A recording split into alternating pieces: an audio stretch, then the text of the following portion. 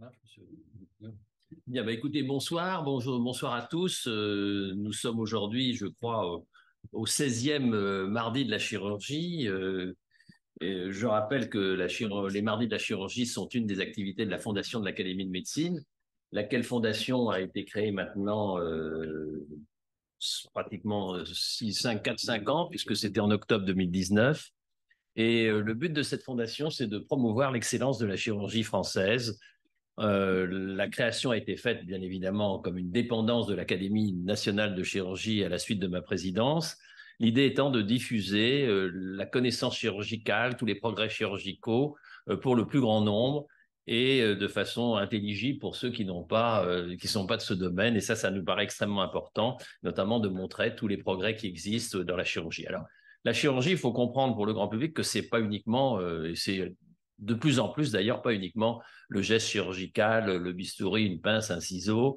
Ça comprend aussi tout ce qui est autour de la chirurgie, c'est-à-dire parfois des séances ici qui ont lieu sur des mardis sur l'anesthésie, sur le nouveau parcours et le nouveau métier de chirurgien, également sur des problèmes de douleur. Aujourd'hui, on verra qu'on abordera un sujet très particulier qui est en pleine effervescence.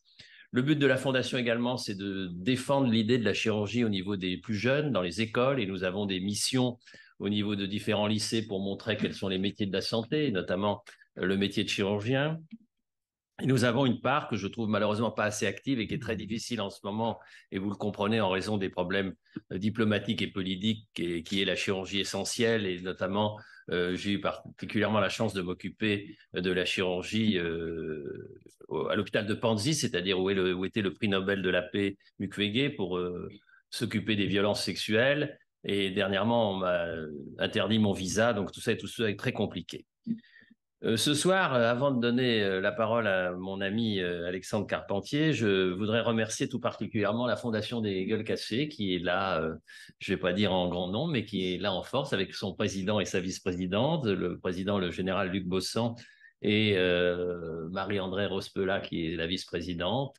Et je voudrais puisque vous nous faites l'honneur souvent de nous aider dans ces mardis de la chirurgie, je voudrais, mon général, si vous en êtes d'accord, que vous nous disiez peut-être un petit mot en 3-4 minutes sur la Fondation des Gueules Cassées. Je vous invite à venir peut-être ici à la table. Oui, si, parce qu'il y a les caméras, on vous verra mieux. Je rappelle, alors pendant que vous vous installez, je rappelle à tous ceux qui sont en ligne que ces mardis de la chirurgie sont podcastables puisque c'est enregistré, que en ce moment c'est sur la chaîne YouTube de l'Académie et que on peut reprendre, refaire. En principe, nous essayons aussi de minuter le mieux qu'on peut. Et d'autre part, je souhaite que ceux qui sont en ligne ne se gênent pas pour poser des questions sur le chat. Et je rappelle enfin que toutes les interventions qu'on fera doivent être le plus compréhensibles par le plus grand nombre. En général, on vous écoute pour que vous nous fassiez un petit panorama de votre très très très belle fondation. Professeur, mesdames et messieurs, en vos grâces et qualités, je ne vais pas dérouler les listes de vos qualités, autrement nous serions encore, les 5 minutes seraient passées. La Fondation des Gueules Cassées. Fondation des Gueules Cassées, une bonne partie d'entre vous la connaît déjà.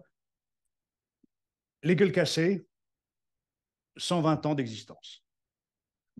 120 ans d'existence, les Gueules Cassées issues de la Première Guerre mondiale. Première Guerre mondiale, alors, traiter les gueules cassées, ça ne date pas de la Première Guerre mondiale. Parce que depuis que l'homme est homme, les gueules cassées, il y en a eu.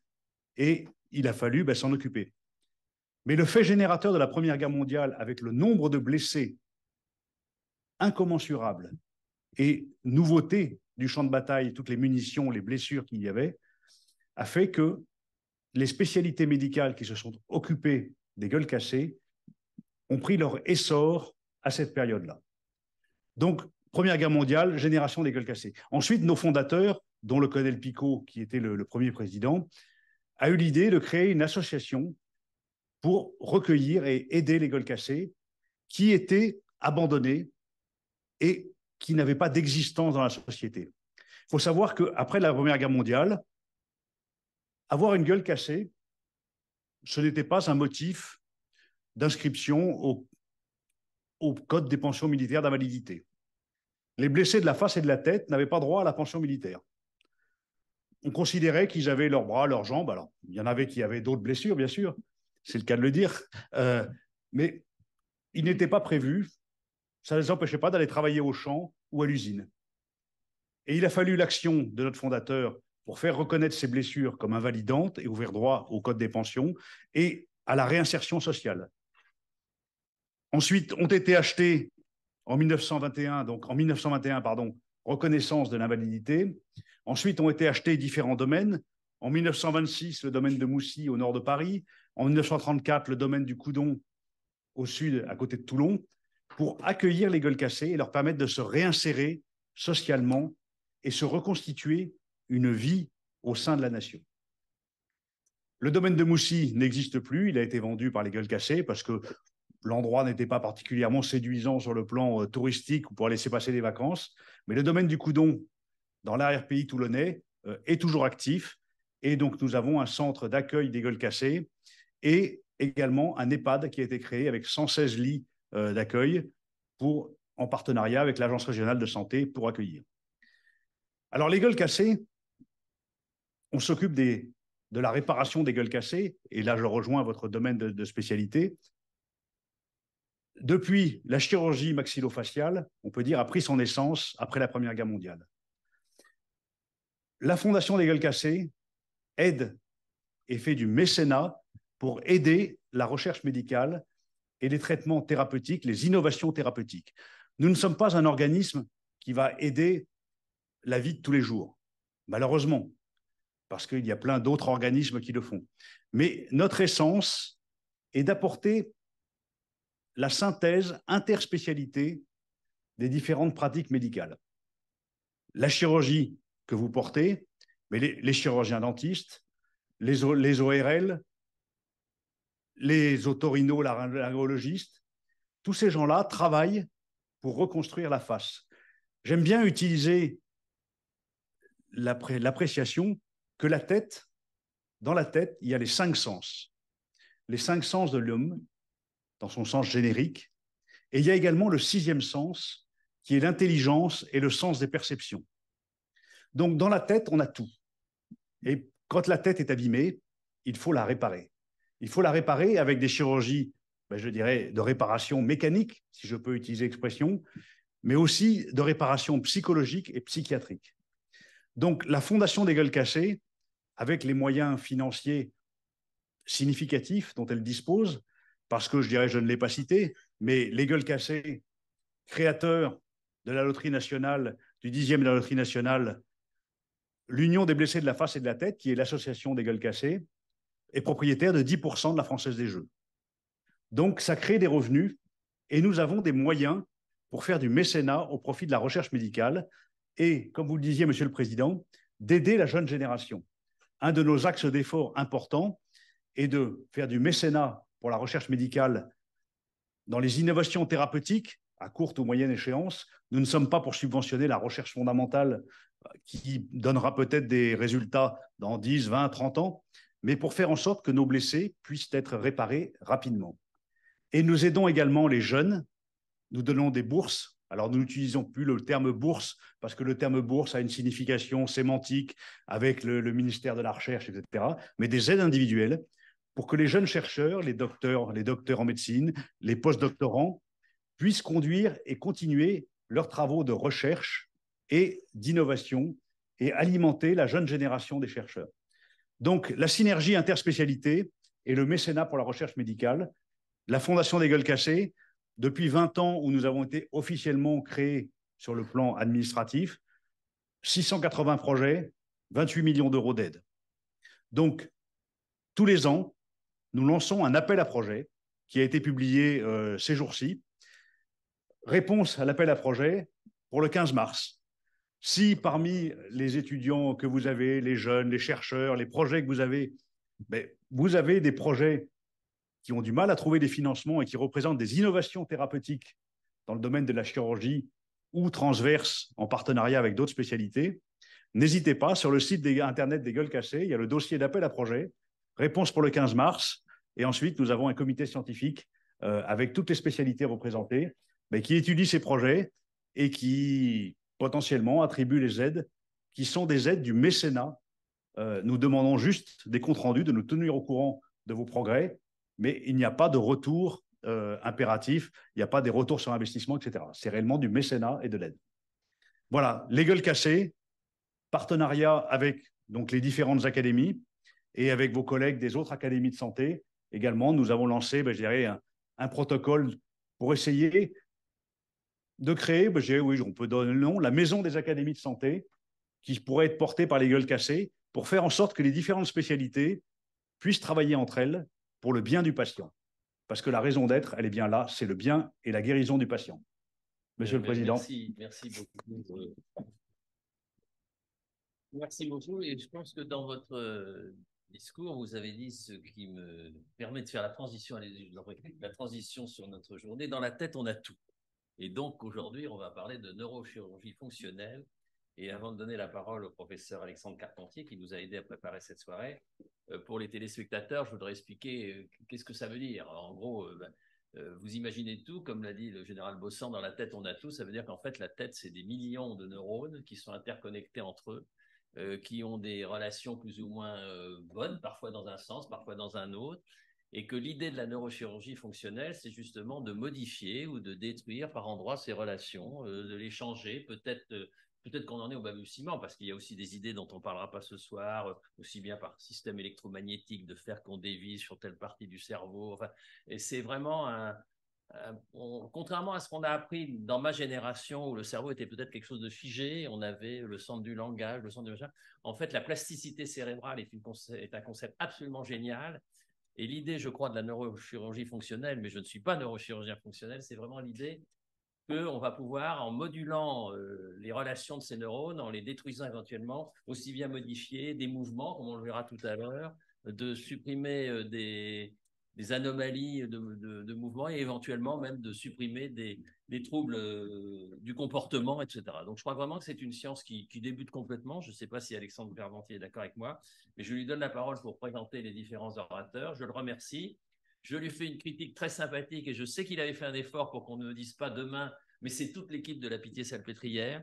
Mais je voudrais quand même rappeler qu'en France, la Pitié-Salpêtrière, c'est un endroit magique, puisque c'est quand même là qu'ont été découvertes toutes les grandes, enfin disons qu'on a eu les plus grandes découvertes de la neurologie et même de la neurochirurgie, on peut dire, et que c'est un centre qui en plus, et je voudrais rendre un hommage à quelqu'un qui était membre de cette académie, qui a eu un rôle assez important, qui était Gérard Saillant, car c'est grâce à lui qu'a été fondé l'Institut du cerveau et de la moelle, dans lequel je crois tout chirurgien, neurologue et neurochirurgien actuel a envie de travailler et travaille. Et ça, c'est même un centre qui est un honneur pour la France. Et donc, je voudrais, avant de donner la parole à Alexandre Carpentier, dire que c'est vraiment un honneur d'avoir toute l'équipe de la Pitié-Salpêtrière réunie ici ce soir. Alexandre, merci encore. Merci, Monsieur le Président.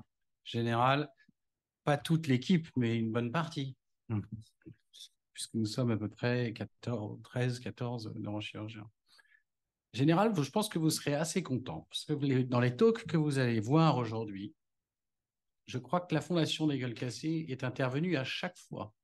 Donc, vous allez voir les résultats un peu sur le long terme. La neurochirurgie fonctionnelle, en effet, c'est deux choses. C'est par nos outils que nous avons en neurochirurgie, c'est d'améliorer la fonction, mais c'est aussi le développement des nouvelles technologies en chirurgie qui permettent de préserver la fonction. C'est-à-dire que la neurochirurgie pouvait quelquefois avoir des inconvénients qui, de plus en plus, avec les nouvelles technologies et les développements que nous faisons et qui sont faits dans le monde, permettent d'éviter aux patients une trop longue hospitalisation, trop de déficits neurologiques induits ou que ce soit. Donc aujourd'hui, on a choisi avec Monsieur le Président 4 thématiques.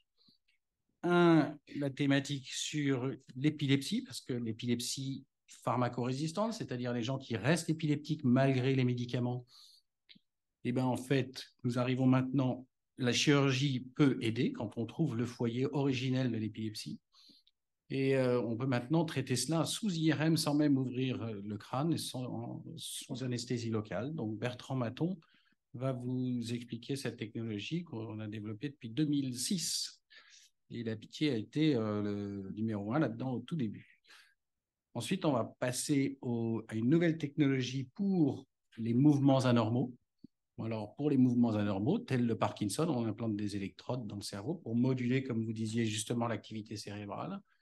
Là, maintenant, il y a une technologie à base d'ultrasons que le professeur Karine Karachi vous racontera tout à l'heure, qui est assez magique. Moi-même, je vous raconterai un peu la biochirurgie, c'est-à-dire l'impact de la biologie, l'interface entre la biologie et le chirurgien, dans le sens où le cerveau, on sait qu'il est très étanche à beaucoup de médicaments, ce qui fait que peu de maladies peuvent être... ça peut être difficile de les guérir. Et on arrive à perméabiliser les vaisseaux pour que ces médicaments rentrent.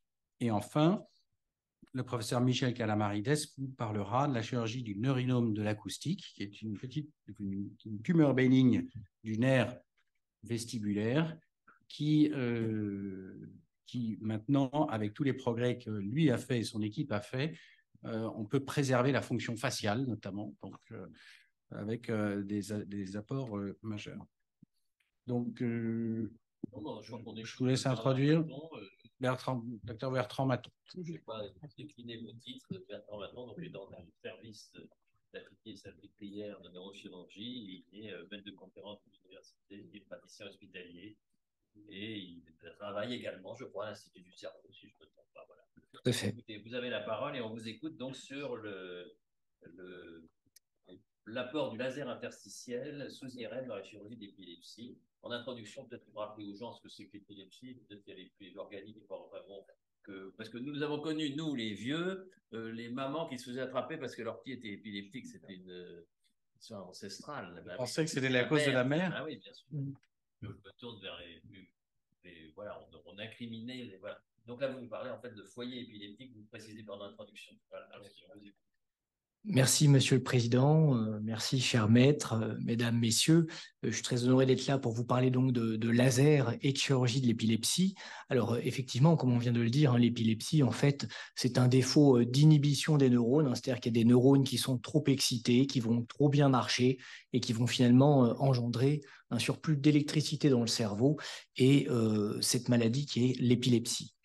Alors, comment on traite l'épilepsie? On la traite par des médicaments, mais il y a certains patients qui sont pharmacorésistants, c'est-à-dire qu'ils vont continuer à faire des crises d'épilepsie malgré la combinaison de 1, 2, 3, 4 médicaments antiépileptiques. Et la chirurgie peut, chez ces patients, essayer de traiter cette maladie. Alors, il y a des concepts pour traiter les patients qui sont atteints d'épilepsie pharmacorésistante. L'épilepsie, on l'a dit, elle vient d'un foyer épileptogène, c'est la zone qui va générer les crises d'épilepsie.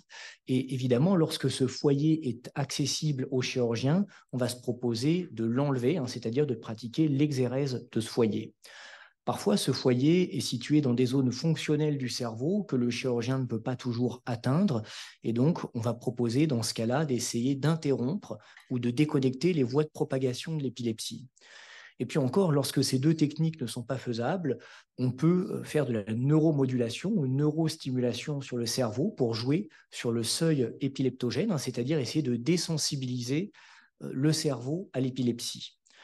Alors, ça fait bien longtemps qu'on essaye de traiter l'épilepsie chirurgicalement, puisque vous voyez que ça a commencé il y a presque 100 ans. Alors évidemment, ça a beaucoup progressé depuis, mais la technique de référence en fait en chirurgie de l'épilepsie reste d'enlever chirurgicalement, de pratiquer l'ablation du foyer épileptogène lorsqu'il est identifié.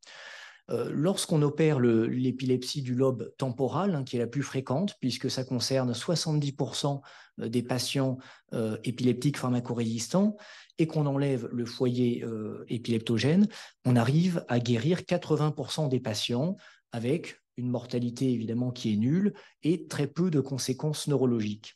Néanmoins, lorsqu'on enlève une partie du lobe temporal, on peut parfois avoir des désordres cognitifs, notamment sur la mémoire et ou psychiatriques, chez environ 20% des patients.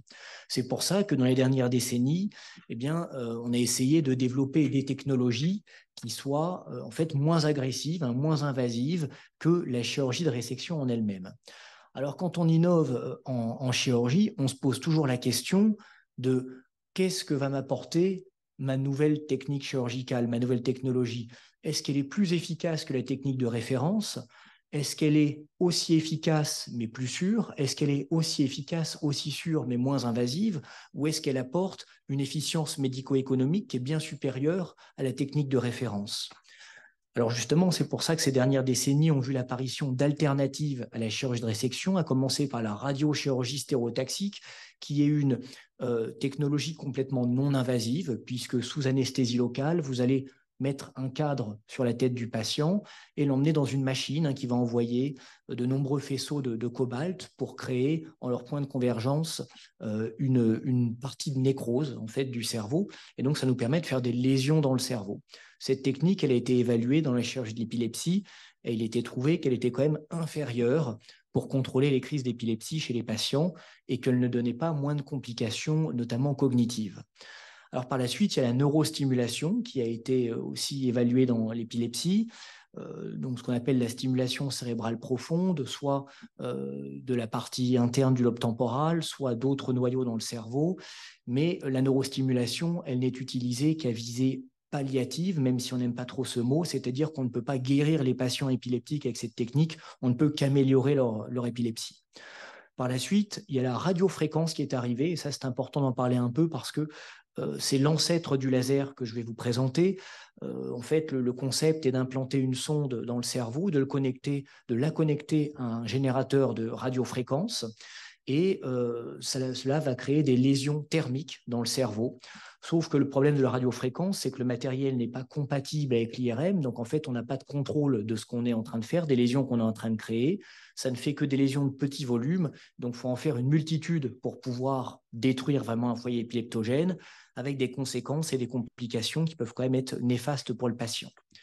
Et donc finalement, il y a le laser qui est arrivé et le professeur Alexandre Carpentier, ici présent, donc, a développé et a transposé cette technologie à la neurochirurgie à la fin des années 2000.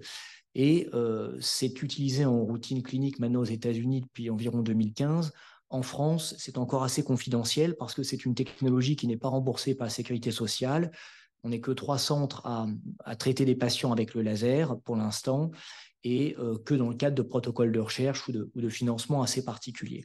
Alors cette technologie, en fait, c'est une fibre optique qui va diffuser de la lumière laser et comme vous le voyez sur cette illustration, la lumière laser, elle va se propager de manière ovoïde en rétrograde à partir de la pointe de la sonde laser. Et en fait, c'est l'absorption de cette lumière laser par le cerveau qui va augmenter la température dans le cerveau. Et quand la température du cerveau atteint un certain niveau, soit 52 degrés, c'est-à-dire 15 degrés au-dessus de la température physiologique, eh bien, vous allez créer une lésion définitive et irréversible dans le cerveau. Alors, le matériel, il est assez basique, en fait. Vous voyez un écrou de fixation qui nous permet de maintenir, la sonde laser en intracérébral dans le cerveau et puis qui est associée à une sonde laser qui est refroidie par une sonde double courant parce qu'on irrigue la sonde pour éviter un échauffement trop important du matériel. Alors, comment ça se passe une procédure chirurgie laser? On va implanter une ou plusieurs sondes laser en conditions stéréotaxiques dans le cerveau des patients, par exemple ici dans notre service à l'aide d'un robot chirurgical, et puis on va aller à l'IRM et on va réaliser ce traitement sous contrôle en temps réel et en direct par l'IRM avec des séquences dites calorimétriques, c'est-à-dire des séquences qui nous permettent de mesurer en direct la température d'échauffement du cerveau. Et vous voyez ici l'illustration au milieu. Le logiciel nous fournit également un modèle prédictif de la lésion qu'on est en train de réaliser dans le cerveau. Donc, c'est extrêmement pratique pour prédire en fait le résultat de la chirurgie. Vous voyez par exemple ici, puisqu'on est dans l'IRM, on fait évidemment un contrôle en IRM morphologique après le traitement laser. Vous voyez ici sur la gauche le modèle prédictif de la lésion que le chirurgien veut réaliser en orange. Et finalement, ça c'est la lésion qui est directement faite par le laser. Donc c'est vraiment très fiable et une très bonne concordance. Un traitement laser est très court, dure environ 5 à 10 minutes par sonde. Bon, évidemment, sans compter l'installation dans l'IRM, l'acquisition des séquences, etc., etc. On enlève par la suite la sonde laser, ça se fait à l'IRM, il n'y a pas besoin de retourner au bloc opératoire pour le faire. Et généralement, les patients bénéficient d'une hospitalisation très courte. De notre expérience, les patients qui habitent en région parisienne sortent en ambulatoire, donc dorment à la maison le soir de leur traitement. Cette procédure, elle a été utilisée, évaluée surtout dans l'épilepsie temporale. Et globalement, dans les études rétrospectives qu'on a avec un suivi assez important, on a 50% de patients qui sont guéris de leur épilepsie temporale suite à un traitement laser, contre 80% pour la chirurgie conventionnelle. Également, on n'a pas de données actuellement comparatives entre la chirurgie et le laser pour ce qui est du pronostic cognitif ou mnésique en post-opératoire, mais on sait surtout que le laser, ses avantages, c'est une technologie mini-invasive, moins invasive qu'une chirurgie conventionnelle, avec une hospitalisation courte, qu'on peut également, avant de faire une destruction au laser, faire une biopsie pour avoir une preuve histologique de ce qu'on a détruit par la suite au laser, et que les complications sont rares, du moins pas supérieures à celles qu'on a en chirurgie conventionnelle. Alors vous allez me dire si finalement le laser n'est pas plus efficace que la chirurgie conventionnelle et qu'il n'y a pas moins de complications, à quoi ça sert? Eh bien, les apports sont surtout pour les patients qu'on ne peut pas opérer actuellement en chirurgie conventionnelle, c'est-à-dire les cas pour lesquels les lésions vont être trop profondes ou dans des zones fonctionnelles du cerveau qui rendraient une chirurgie conventionnelle trop risquée. Par exemple, le cas de ce patient de 20 ans qui a une épilepsie avec des crises hebdomadaires très invalidantes sur une petite lésion du lobe temporal gauche postérieur qui est tout près des zones du langage et de la vision et chez qui une chirurgie de l'épilepsie conventionnelle serait risquée. Eh bien, on lui a proposé à ce patient donc un traitement laser. Et donc, vous voyez ici la sonde laser qui a été implantée par stéréotaxie. Et donc là, on est en fait à l'IRM en temps réel. Et le logiciel du traitement laser nous permet également de positionner des drapeaux. Vous voyez, le drapeau numéro 2 ici eh bien, est situé au centre de la lésion et ça me permet de monitorer en temps réel la température dans la lésion qu'on veut détruire. On ne monte jamais au-delà de 90 degrés parce qu'évidemment, on veut éviter que le cerveau rentre en ébullition ou en fusion. Et puis, vous pouvez aussi, là, je mets un drapeau numéro 4 à cet endroit, un drapeau stop pour éviter que la température ne monte trop haut sur des zones que je veux préserver, un vaisseau important ou une zone éloquente du cerveau. Ce drapeau stop, je l'ai mis à 43 degrés, qui évite de créer une lésion. Sur la droite, vous voyez en orange le modèle prédictif en direct de la lésion qu'on est en train de réaliser par le laser. Et finalement, donc voici la dernière image du modèle prédictif de ce patient avec l'IRM post-opératoire à 1 mois qui montre effectivement qu'on a pu détruire complètement la lésion épileptogène chez un patient qui, plus de 6 mois après l'intervention, n'a jamais refait une crise d'épilepsie. Un deuxième cas d'un patient également jeune avec une épilepsie invalidante, plusieurs crises par semaine, et là une tumeur plus volumineuse de la région aussi du lobe temporal gauche, profonde, assez volumineuse, et comme vous le voyez, elle est encorbelée, elle est entourée par les voies visuelles, donc là aussi une chirurgie qui serait à risque de déficit visuel pour le patient. Eh bien, chez ce patient, on lui a proposé déjà une biopsie pour savoir de quelle nature était cette tumeur. Et c'était une tumeur bénigne responsable d'une épilepsie très importante. Et dans le même temps, on a implanté cette fois 2 sondes laser pour traiter les parties les plus actives, les plus charnues de cette tumeur. Et on a pu, dès le premier mois post-opératoire, constater en fait une diminution de 50% du volume de cette tumeur. Et là aussi, à 3 mois de l'intervention, l'épilepsie est parfaitement contrôlée. Ces 2 patients n'ont évidemment pas eu de complications post-opératoires et sont sortis le jour même à la maison. On étudie donc ces patients dits inopérables, enfin jusque-là inopérables, dans une étude qu'on a lancée dans notre service il y a quelque temps.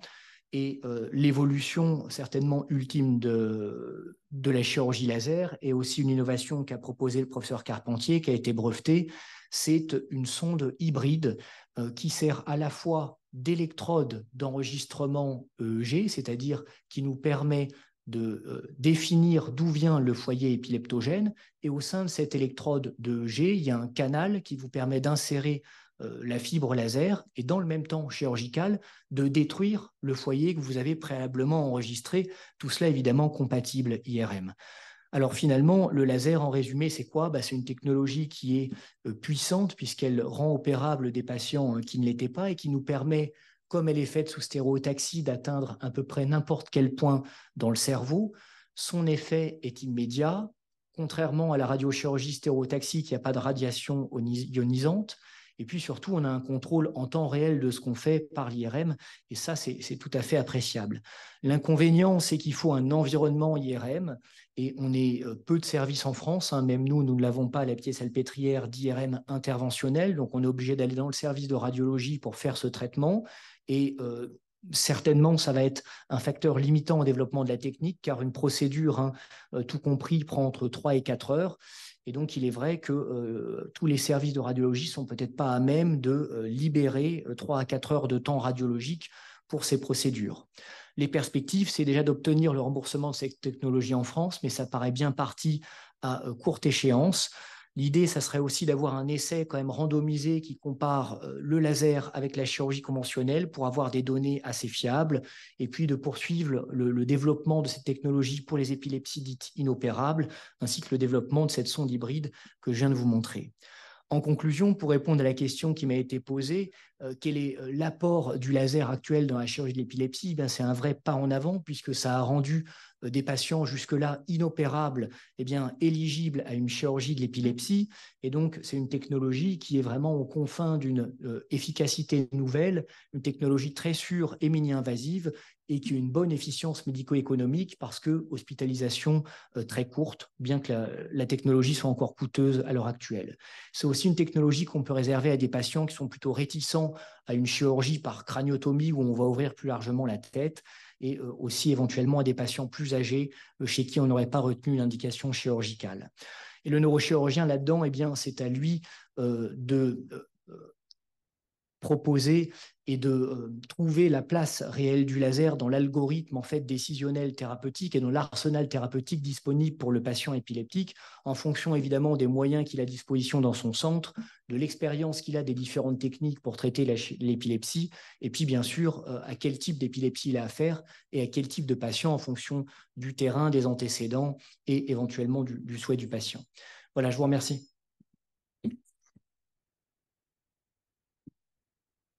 Merci beaucoup, Bertrand. Merci beaucoup, Bertrand, pour cet exposé qui était très bien, très didactique. Est-ce qu'il y a des questions déjà dans la salle? Et ensuite, Élodie, est-ce que le chat est en ligne? Il y a des gens qui sont, je sais qu'il y a une quarantaine de personnes qui sont en ligne. N'hésitez pas donc à poser des questions. Et c'est toujours, même, c'est pas, il n'y a pas de questions idiotes ici. C'est des questions qui sont pas pratiques pour des gens qui éventuellement font pas de neurochirurgie. Je vous pose une première question pendant que les gens ça peut se répéter chez un même malade, je suppose, si jamais c'est pas parfait, ça ne pose pas de problème. Alors que là, réopérer, c'est toujours un peu plus difficile. Il faut les voir d'abord. Est-ce que vous pouvez un petit commentaire sur le fait que vous avez eu des patients qui ont été traités plusieurs fois par laser d'une même lésion? Pour l'instant, sur le cadre de l'épilepsie et du protocole dans lequel on s'est lancé, on n'a pas eu de retraitement. Par chance, parce que aussi, pour l'instant, ça fonctionne assez bien et on n'a pas eu à réintervenir, mais en tout cas, c'est toujours possible de traiter 2-3 fois des lésions par laser.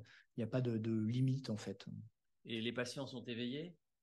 Alors, nous, on le fait sous anesthésie générale pour surtout le confort du patient. Il faut quand même que le patient ne bouge pas, notamment dans l'IRM. Et comme je vous l'ai dit, la procédure sous IRM est un peu longue entre l'IRM initial qui va nous permettre en fait de cibler la technologie, le temps de faire la cartographie, de faire le traitement, puis l'IRM post-opératoire. Je veux dire, il y en a pour globalement 2 heures, 2 heures et demie. Donc, on le fait sous anesthésie générale, mais c'est une question de confort. C'est plus du confort.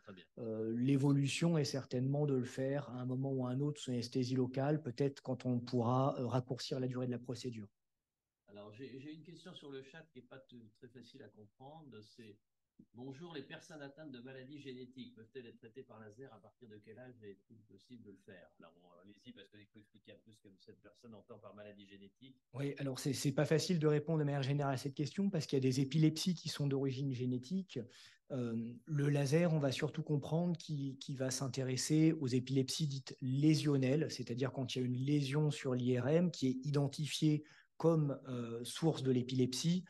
Et généralement, il faut qu'il y ait 1, 2 ou 3 lésions maximum. Au-delà, ça devient quand même compliqué de traiter plus de 3 foyers ou 3 lésions épileptogènes en même temps.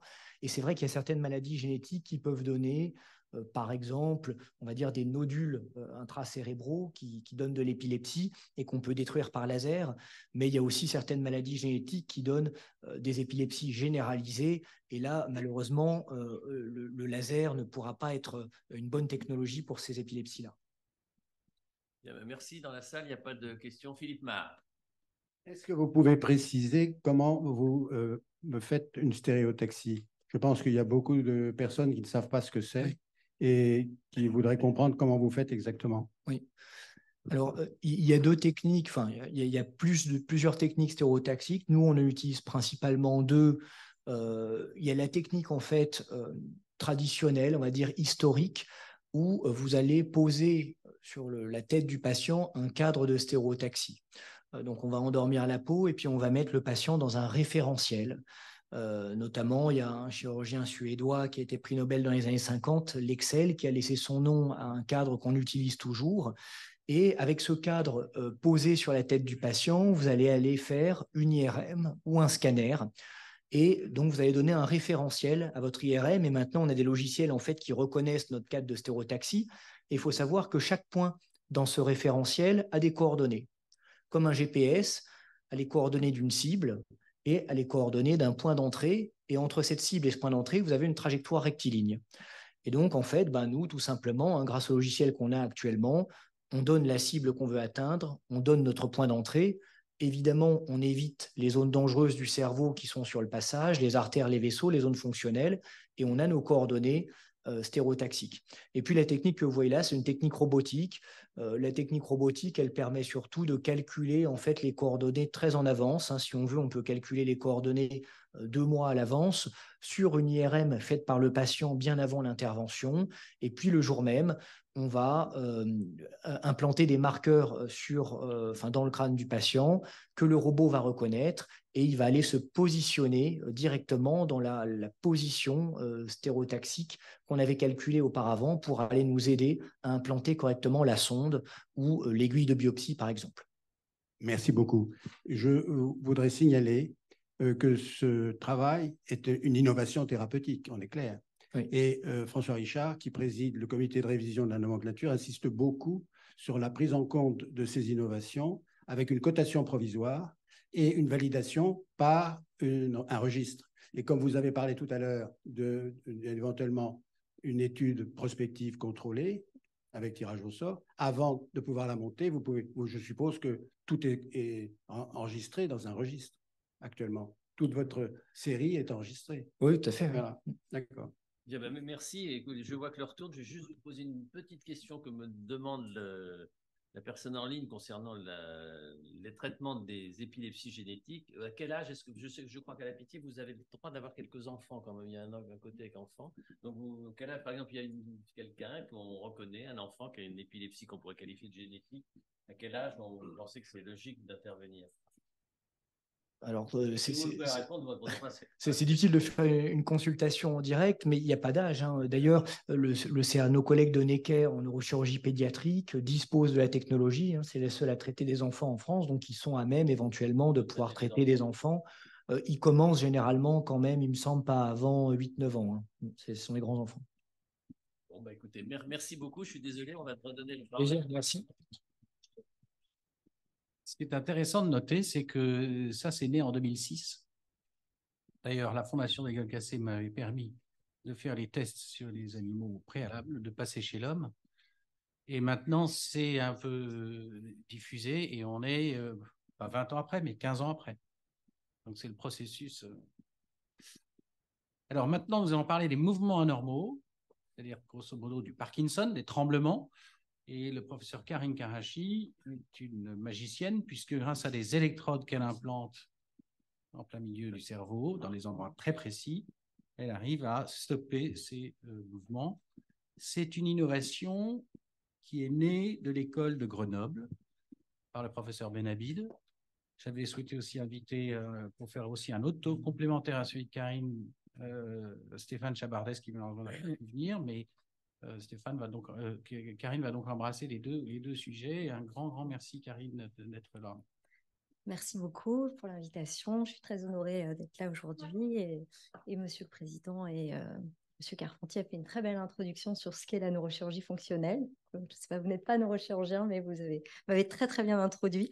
Donc, je vais surtout vous parler comment les ultrasons sont en train de révolutionner ma petite pratique quotidienne, surtout dans le domaine des mouvements anormaux.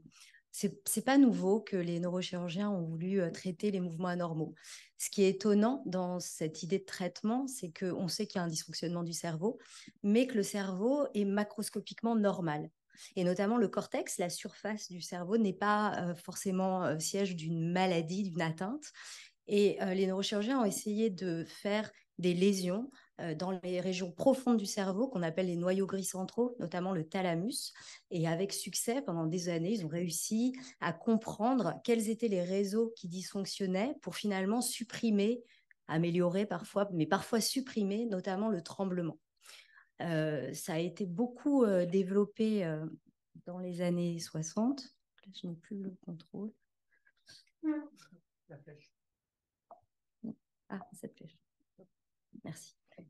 Donc, c'est un traitement qui se faisait en routine dans les années 60, comme Bertrand Maton vous l'a expliqué, avec des techniques stéréotaxiques qui remontent donc voilà, aux années 50, 40, avec le fameux cadre de l'Excel ou le cadre de Talérac à Sainte-Anne. Et c'est surtout le professeur Guyot à l'hôpital Foch qui va rester célèbre dans le traitement du tremblement, puisqu'il a décrit, alors il n'y avait ni scanner ni IRM, on faisait de la ventriculographie, donc vous voyez un cliché ancien de quand j'étais interne, où on injectait de l'iode dans le ventricule pour avoir de face et de profil la visualisation en fait des contours du troisième ventricule, et on définit la commissure antérieure et la commissure postérieure que après on peut reporter sur un diagramme. C'est le diagramme du professeur Guyot qui a décrit ce noyau, le noyau VIM du thalamus, qu'on peut toujours pas voir en imagerie, même maintenant, même en imagerie de recherche, et que si on détruit le point C3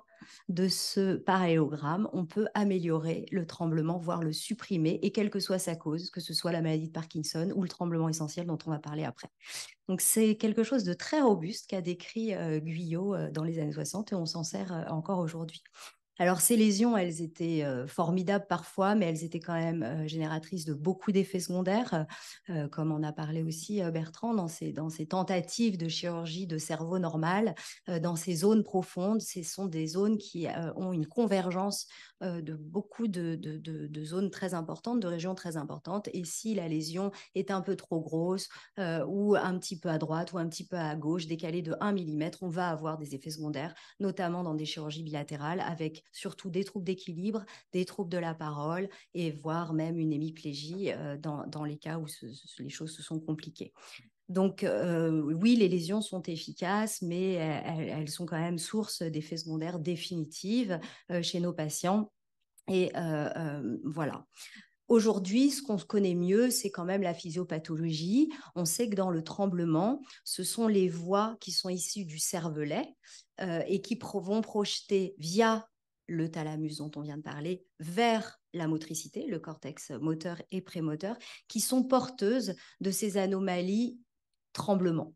Et que finalement, nous, neurochirurgiens, si on se place au sein du petit noyau VIM, qu'on ne sait toujours pas voir, mais qu'on peut imaginer grâce à ces atlas déformables qui sont issus de l'histologie post-mortem et grâce à des méthodes assez complexes de recalage en gardant la géométrie individuelle du cerveau de chaque patient, on peut recaler sur le cerveau du patient qu'on va opérer. On peut maintenant visualiser, toujours de façon indirecte, le noyau VIM.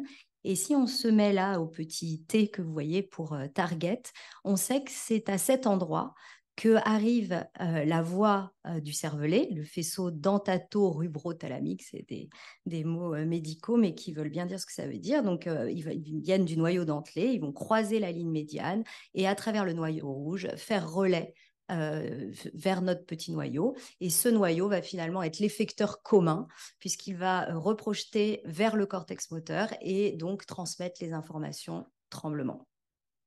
Donc, fort de cette meilleure analyse, parce que surtout les grands progrès de l'imagerie étant, on peut maintenant, à l'échelle individuelle, reconstruire ces trajets grâce à l'IRM de diffusion, c'est ce qu'on appelle la tractographie.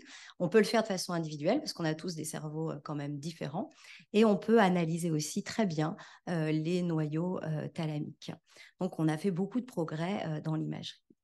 Et puis, dans les années 90, les lésions en France ont été largement supprimées complètement. On a été complètement conquis par l'innovation extraordinaire du professeur Louis Benabid à l'hôpital de Grenoble, qui a, comme Alexandre Carpentier l'a dit, inventé la technique de stimulation cérébrale profonde. Ça a été une innovation extraordinaire, puisqu'à la place de léser le cerveau, on pouvait introduire stéréotactiquement une électrode de stimulation. Et en stimulation à haute fréquence, dans cet endroit très précis du cerveau, on va stimuler tellement fort les neurones qu'ils ne vont pas pouvoir suivre et ils vont se mettre en bloc de dépolarisation. Ils ne vont plus pouvoir décharger. Et donc, on va mimer une lésion. Et ce qui est formidable dans cette technique, c'est qu'on va arrêter la stimulation, les symptômes vont revenir, donc elle est réversible. Donc si on a un effet secondaire, on arrête la stimulation, l'effet secondaire disparaît, et c'est ce qui va ouvrir la porte à repenser la psychochirurgie, puisqu'on a ce caractère réversible. Elle est aussi adaptable, car là encore, on a tous un cerveau différent, on opère un patient individuel, c'est une technique absolument individuelle, donc on va pouvoir adapter, augmenter un peu la stimulation, baisser un peu la stimulation en fonction du symptôme du patient. Et donc, pendant des années, moi-même, depuis 2004 maintenant, on a opéré les patients avec tremblement essentiel. Alors, j'espère que ça va fonctionner. Donc, voilà un patient avec un tremblement essentiel et il allume sa stimulation. On allume sa stimulation, il n'y a absolument plus de tremblement. C'est un patient que j'opère en 2005. Et 5 ans après, 10 ans après, il garde un très, très, très bon effet. Mais c'est quand même une technologie qui est filaire. Hein. Cette électrode que vous voyez est reliée à un boîtier avec un fil sous la peau. Et ça, cette technologie n'a pas vraiment beaucoup, ne s'est pas vraiment beaucoup améliorée ou modernisée depuis 30 ans. Et voici, dans la littérature, on connaît bien les résultats de la stimulation du VIM pour contrôler le tremblement. Et ça a vraiment remplacé les lésions très, très, très largement, surtout dans notre pays. Et puis, très récemment, là, depuis une petite dizaine d'années, on se dit qu'on a un espèce de retour vers le futur avec la possibilité de faire des lésions, mais sans ouvrir la boîte crânienne et sans utiliser une technologie irradiante comme les rayons X ou les rayons gamma.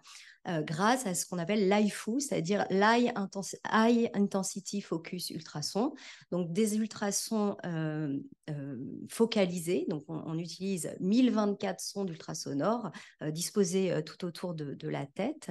Et la prouesse physique, technique, c'est de pouvoir faire passer ces ultrasons la barrière de l'os.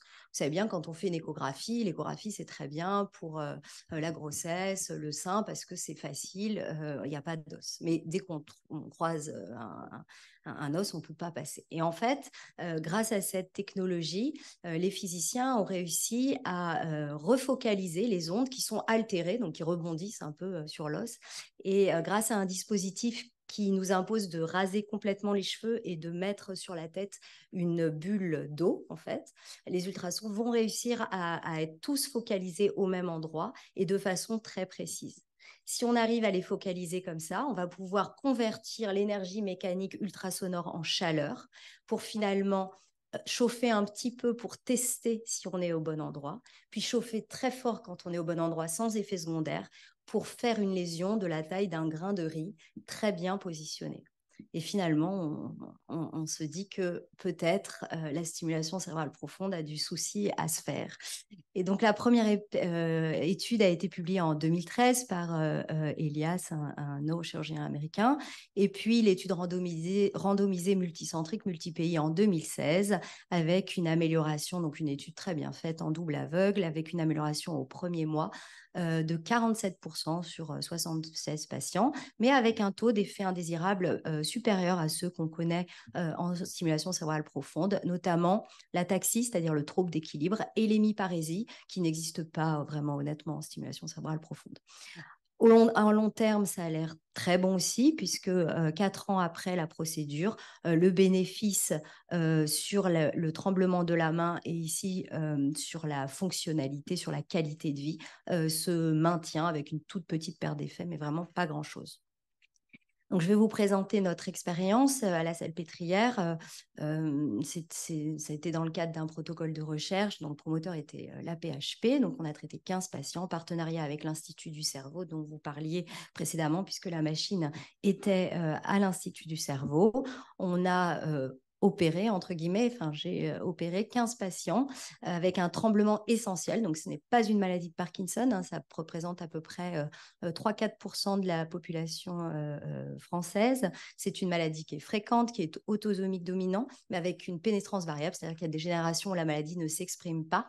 Elle va s'exprimer plus on vieillit.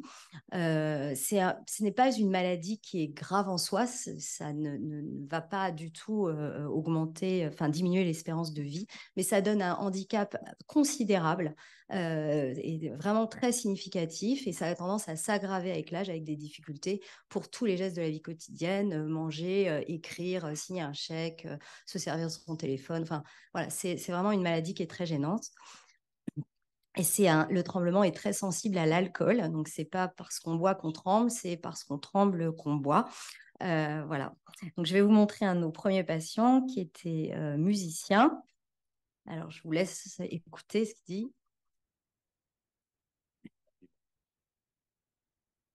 Alors, il explique la technique, il bloque ses coudes. Voilà, donc c'est le premier patient qu'on a opéré avec LifeFood. Donc, c'est un patient qui buvait une bouteille de champagne avant chaque concert pour contrôler un petit peu son tremblement. Vous voyez le test de la spirale qui est main levée, qui est le test très significatif chez ces patients. Donc, notre âge moyen, c'était 67 ans, avec des scores de tremblement très élevés. Et notre critère principal de jugement, c'était l'effet à 3 mois sur le tremblement. On a développé des méthodes de ciblage qui sont très riches. Alors, je calculais le parallélogramme de Guyot, comme d'habitude, avec la commissure antérieure et la commissure postérieure. C'est vraiment une méthode qui est et qui reste très robuste.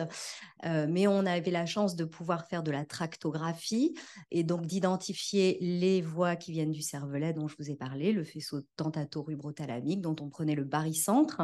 Et puis, je voulais vérifier, en faisant une lésion, que je n'étais pas trop proche du faisceau pyramidal, qui est la voie de la motricité, que vous voyez ici en bleu. Donc là, on a une bonne distance de sécurité. Et la voie lemniscale, donc la voie sensitive, juste en arrière, en rouge, sur ici la coupe horizontale, ici la coupe sagittale et ici la coupe frontale.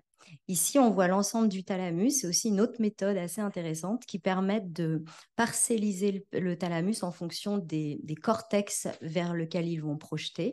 Et on veut être vers la motricité qui se trouve ici en bleu. Et grâce à cette méthode de ciblage, on estime qu'on a vraiment la meilleure capacité à être le plus focal possible. On sait qu'en neurochirurgie fonctionnelle, on est au millimètre près. Et plus on sera fort en ciblage et plus notre résultat sera bon. Donc, voilà à quoi ça ressemble la machine. C'est dans l'IRM. On fixe sur la tête du patient rasé au préalable un cadre de stérotaxie qui est pas très différent du cadre de l'Excel dont Bertrand Matan vous parlait. On place une membrane sur la tête et on la remplit d'eau une fois le patient allongé. Vous voyez ici les clichés IRM qui sont un peu gênés par la présence de cette eau, mais qui permet aux ultrasons de passer et de refroidir le scalp puisqu'on va monter la température très fort. Ça, c'est l'écran de contrôle qu'on obtient. On calcule ce qu'on appelle un score d'épaisseur de la boîte crânienne.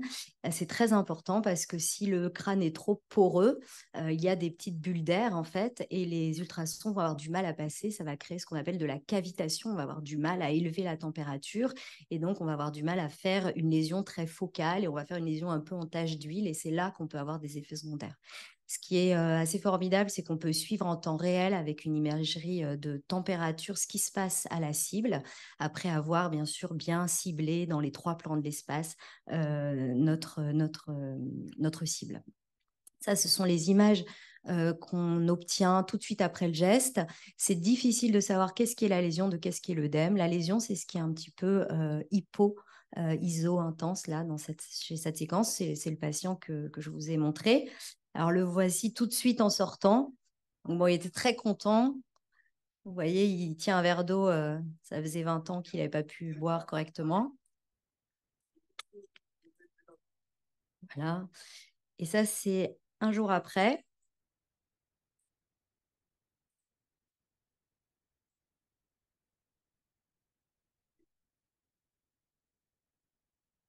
Voilà, donc, on a vraiment un très bon effet. Donc, il attend pour l'autre côté. Donc, il laisse sa spirale et puis son IRM.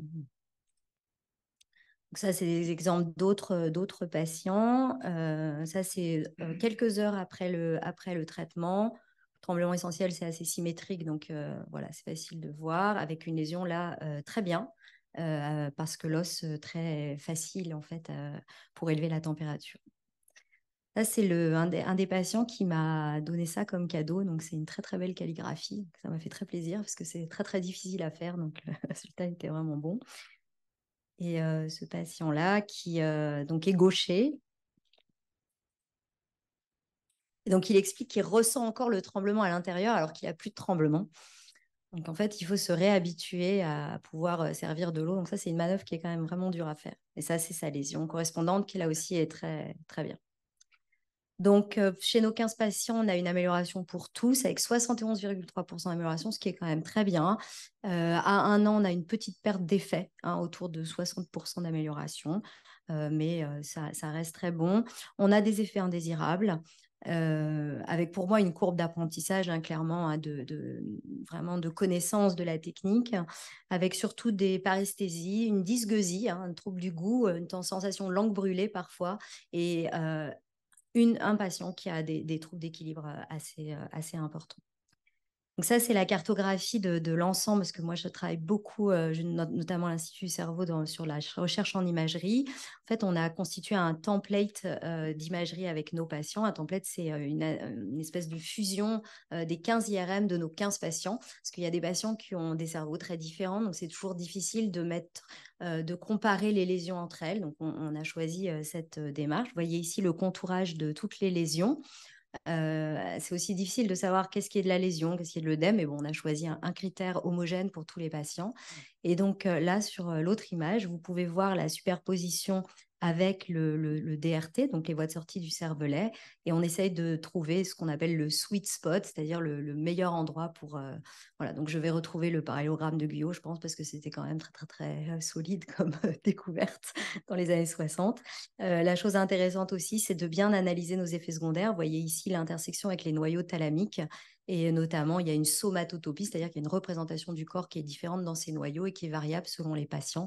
On essaye d'analyser le mieux possible ces effets secondaires pour pouvoir avoir une cartographie fonctionnelle de la région et pouvoir nous en servir pour les patients à venir. Et bien sûr, on voit tout ça dans l'espace, donc ça fait des belles images et c'est surtout des outils de compréhension pour l'avenir.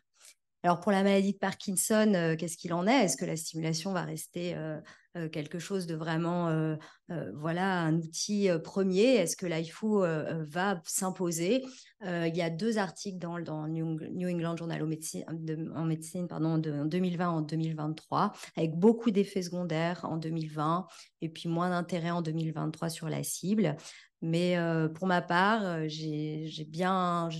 on a bien l'intention de vouloir essayer un essai rapidement à la Pitié-Salpêtrière avec fort de la connaissance anatomique et fort de toute la connaissance qu'on a autour du noyau subthalamique. Et je parle devant Jean Féger, qui est un grand connaisseur du noyau subthalamique. Et c'est vrai que toute cette connaissance de la stimulation va pouvoir nous aider à faire des lésions les plus focales possibles, guidées par une imagerie que vous voyez ici, qui est magnifique, qui est de la tractographie individuelle, mais aussi de la tractographie post-mortem qu'on développe à l'Institut du cerveau. C'est une imagerie qu'on fait à 11,7 Tesla, donc c'est une imagerie petit animal, mais on peut passer des petits morceaux de cerveau pour analyser des toutes petites connexions. Et par cette connaissance anatomique, physiologique et comportementale, on pourra sûrement faire des lésions très performantes. Et finalement, peut-être que la stimulation dans 20 ans, je ne sais pas. Voilà, c'est en tout cas nos interrogations. Je vous remercie pour votre attention et je voulais finir de dire que c'est un travail multidisciplinaire avec une très grosse équipe derrière moi. Merci beaucoup. Merci pour cette passionnante exposé. Je crois qu'on trouve bien ici aussi ce qui est fascinant, c'est l'association anatomo-clinique, l'association de l'imagerie. Merci d'être là ce soir. Les images là sont belles, elles peuvent même faire du papier peint de façon merveilleuse. Et cette façon de finalement de visualiser de façon presque individuelle les faisceaux, c'est absolument grisant. Et puis pour le grand public, je voudrais bien rappeler que tout ça, c'est très compliqué parce que comme ça ressort très bien de l'exposé de Madame Karachi à plusieurs reprises, il faut aller au bon endroit et pas aller à côté. Et là, on est carrément au millimètre dans cette pathologie et dans cette région. Chez moi, j'ai une première question, c'est dans le tremblement essentiel, c'est toujours bilatéral ou pas?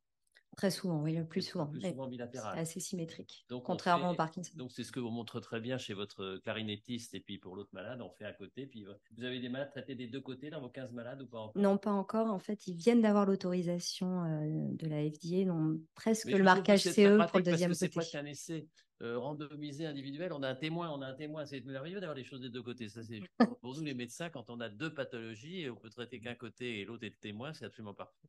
Ça, c'est très, très pratique. Et donc, est-ce qu'il y a des questions, Élodie, sur le chat? Il n'y a pas de... Des questions dans la salle? Oui. Allez.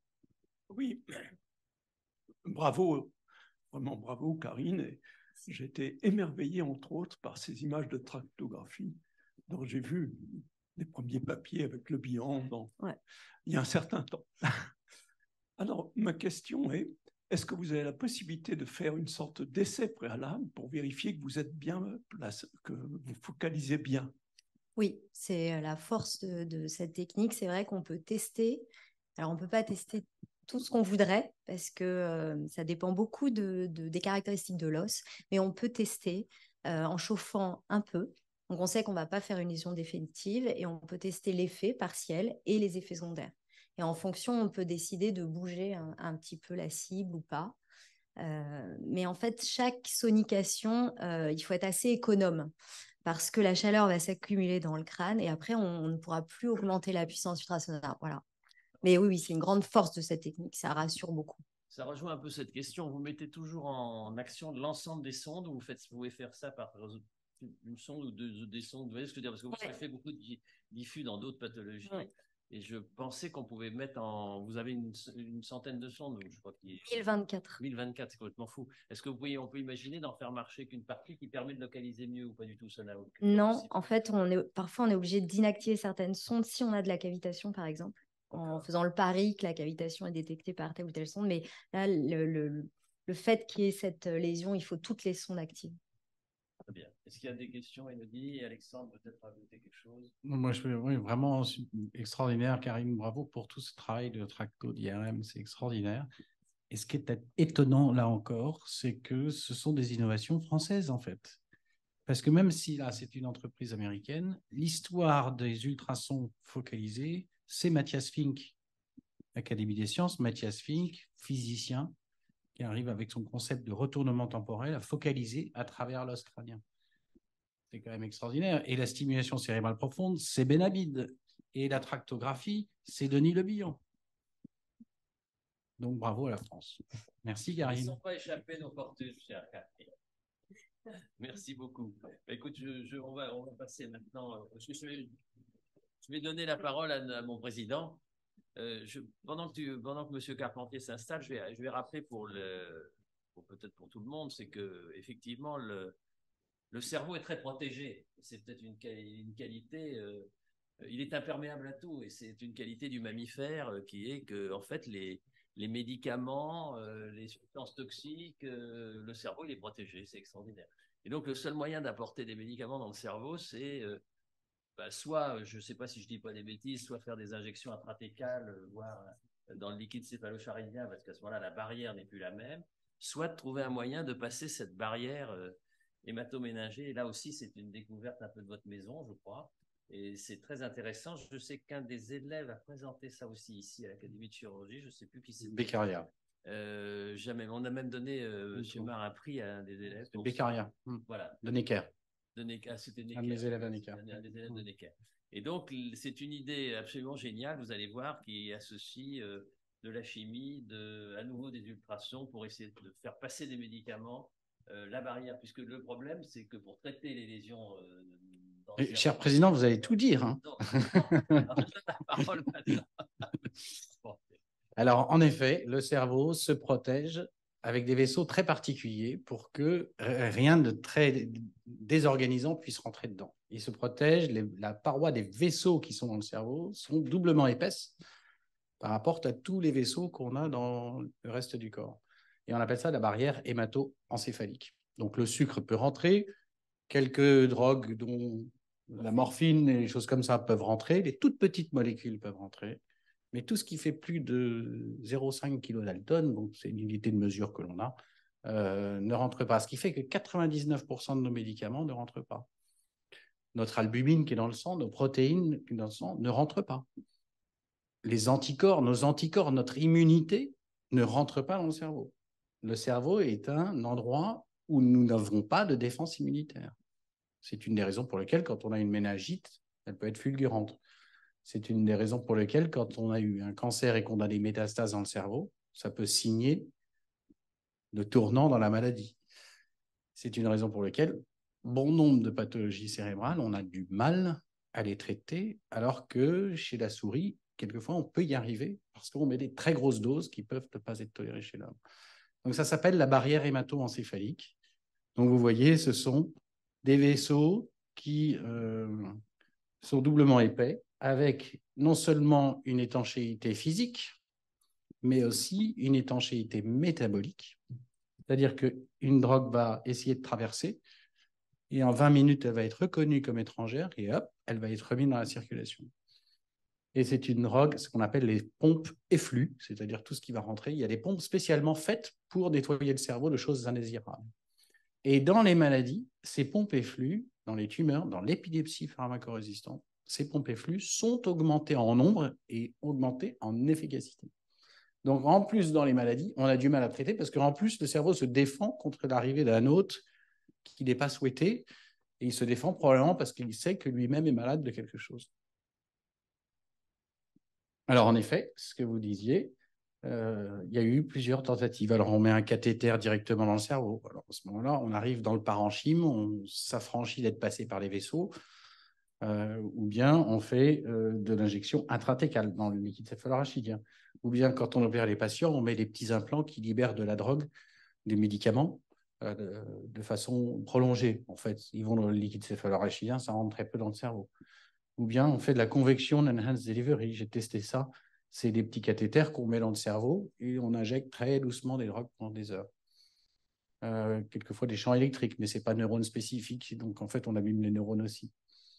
Bref, plusieurs tentatives. Il y a eu surtout le génie pharmacologique, en disant on va utiliser un des récepteurs des membranes des cellules endothéliales, on va l'accrocher à un médicament et ça va rentrer et on va tromper nos vaisseaux particulièrement étanches.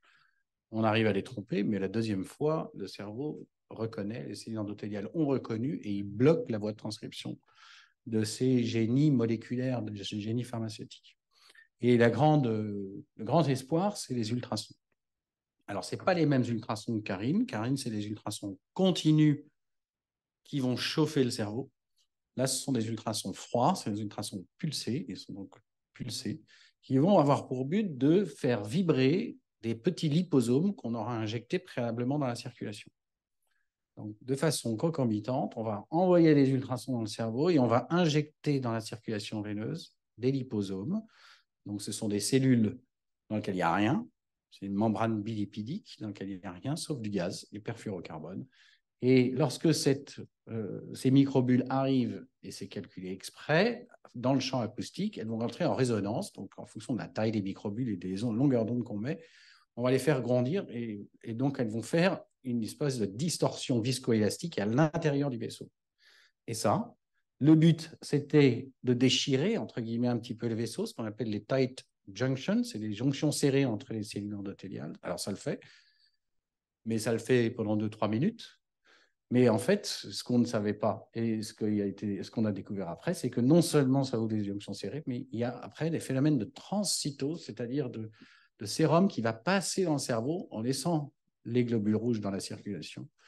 Et c'est des vacuoles qui vont passer de façon active des vaisseaux vers le cerveau. Donc on a une pénétration furtive qui ne passe pas par des récepteurs, une pénétration furtive de médicaments dans le cerveau. Alors, le premier qui a montré ça, alors il y a des Russes qui avaient essayé les ultrasons pour fragiliser les vaisseaux. C'est vrai que les ultrasons, a priori, on peut fragiliser les choses avec, mais ça ne fragilisait les vaisseaux, mais aussi les neurones. Donc, c'était très délétère. Un Canadien qui s'appelle Aininen en 2001 a dit moi, je vais mettre les petites bulles qui sont utilisées en échographie normale. Et ça marchait mieux. Et puis après, progressivement, la technique s'est améliorée. Et maintenant, on a des preuves que ça fonctionne très bien, que c'est non toxique, que c'est totalement réversible. La barrière est perméabilisée, on dit qu'elle est ouverte, mais elle est perméabilisée pendant 4 heures. On envoie 4 minutes d'ultrason. Pendant les 4 heures suivantes, parfait, le temps d'une injection, d'une chimiothérapie ou d'un médicament dans le cerveau par voie veineuse. Et parfait pour être fait en ambulatoire, sans que le patient ait besoin d'anesthésie générale ou quoi. Donc, il y a 2 grandes écoles. Il y a le système extérieur que vous avez vu avec Karine, qui est développé par des Américains sur une idée de Matthias Fink. Karine utilise les ultrasons continus. Nous, on utilise les ultrasons pulsés. Donc, il y a une équipe aux États-Unis, maintenant plusieurs, qui utilisent ce système extérieur avec des ultrasons pulsés pour faire vibrer des microbilles et perméabiliser les vaisseaux. Et donc, juste après, on injecte la chimiothérapie. La théorie de la pitié salpêtrière, c'était de s'adresser aux tumeurs cérébrales au début, parce que c'est quand même là-dessus que l'on peut tester ces tumeurs cérébrales qui malheureusement emmènent les gens très vite. Et on s'était dit sur la pitié, c'est des gens que l'on qui ont besoin d'une intervention chirurgicale, donc ils vont avoir une chirurgie d'ouverture sous anesthésie générale. Et puisque les ultrasons, comme vous l'a très bien dit Karine, ont du mal à traverser l'os, et bien au lieu de lui remettre son bout de crâne à lui, on lui enlève et on lui met un crâne synthétique qui va être émetteur d'ultrasons. Alors, ça permet d'envoyer des ultrasons à faible intensité, qui pour autant sont très efficaces, et ça permet d'avoir un grand champ de vision, alors que les ultrasons focalisés font des graineries. Et alors, c'est un système qui s'implante à l'extérieur de la dure mère, dans l'épaisseur osseuse. Donc, voilà voilà le système, son générateur, et le champ acoustique que le système va pouvoir émettre. Et donc, dans toute cette région-là, la barrière hémato-encéphalique va être ouverte de façon temporaire avec 4 minutes d'ultrasons. Alors, voici comment ça se passe à la pitié salpêtrière, mais maintenant dans une vingtaine d'endroits dans le monde. On enlève, donc on opère traditionnellement la tumeur avec un volet. Donc, vous voyez que la bande blanche a été enlevée. Et avant de refermer, au lieu de remettre le volet inerte du patient, on lui met un système émetteur d'ultrasons et on referme la peau par-dessus. Et dans un mois, quand il va venir pour la première séance de chimiothérapie, on va pouvoir activer le système en même temps que la chimiothérapie va être donnée.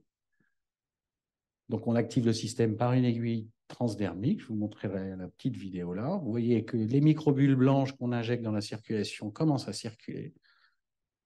On va connecter le système avec une aiguille transdermique, exactement comme on fait une injection intraveineuse. Et là, c'est uniquement pour apporter l'électricité. Les émetteurs sont activés de façon séquentielle. Et grâce à ça, vous allez voir, ça va zoomer, vous allez voir l'intérieur des vaisseaux avec les microbules. Tout ça, c'est schématique, bien évidemment, mais c'est véritablement le système qui fonctionne ainsi. Donc, si mon disque n'est pas trop lourd, vous avez loupé les cellules qui vibraient, mais ce n'est pas grave. Voilà, les cellules sont schématiquement rentrées et on met la chimiothérapie après. Donc, c'était les premiers patients au monde et quand on a fait tous les examens chez les animaux, on les endort. Donc, on ne peut pas les laisser réveiller. Donc, on ne savait pas chez l'homme. Il n'est pas question d'endormir quelqu'un. On voulait savoir si ça pouvait être dysfonctionnel ou induire quelque chose chez l'homme. Et en fait, la personne le tolère dans la très grande majorité des cas. S'ils sont épileptiques, ils peuvent faire une petite crise d'une minute Mais vous voyez, cette patiente qui est tout là-haut, on a stimulé dans les zones du langage. Il y avait une tumeur dans les zones du langage, et donc ça ne l'empêchait pas de parler pendant l'émission des ultrasons. Donc là, je prépare les microbules. Alors, voici, ce n'est pas exhaustif, toutes les recherches précliniques et toutes les publications en relation pour pouvoir passer chez l'homme avant. Donc, bien évidemment, énormément de safety. On a commencé la sécurité et l'efficacité. Donc, est-ce qu'on a ouvert la blood-brain barrier? C'est pour ça que ça s'appelle BBB. Donc, on l'a fait chez le lapin, on l'a fait chez le singe. C'est à ce moment-là que la Fondation des gueules cassées, d'ailleurs, est intervenue, nous a aidés. Donc, merci. Après, on a regardé si, en effet, quand on injectait des chimiothérapies, on pouvait avoir une augmentation de la concentration dans le cerveau. Eh bien oui, la concentration dans le cerveau est augmentée largement. On a confirmé ça chez le primate.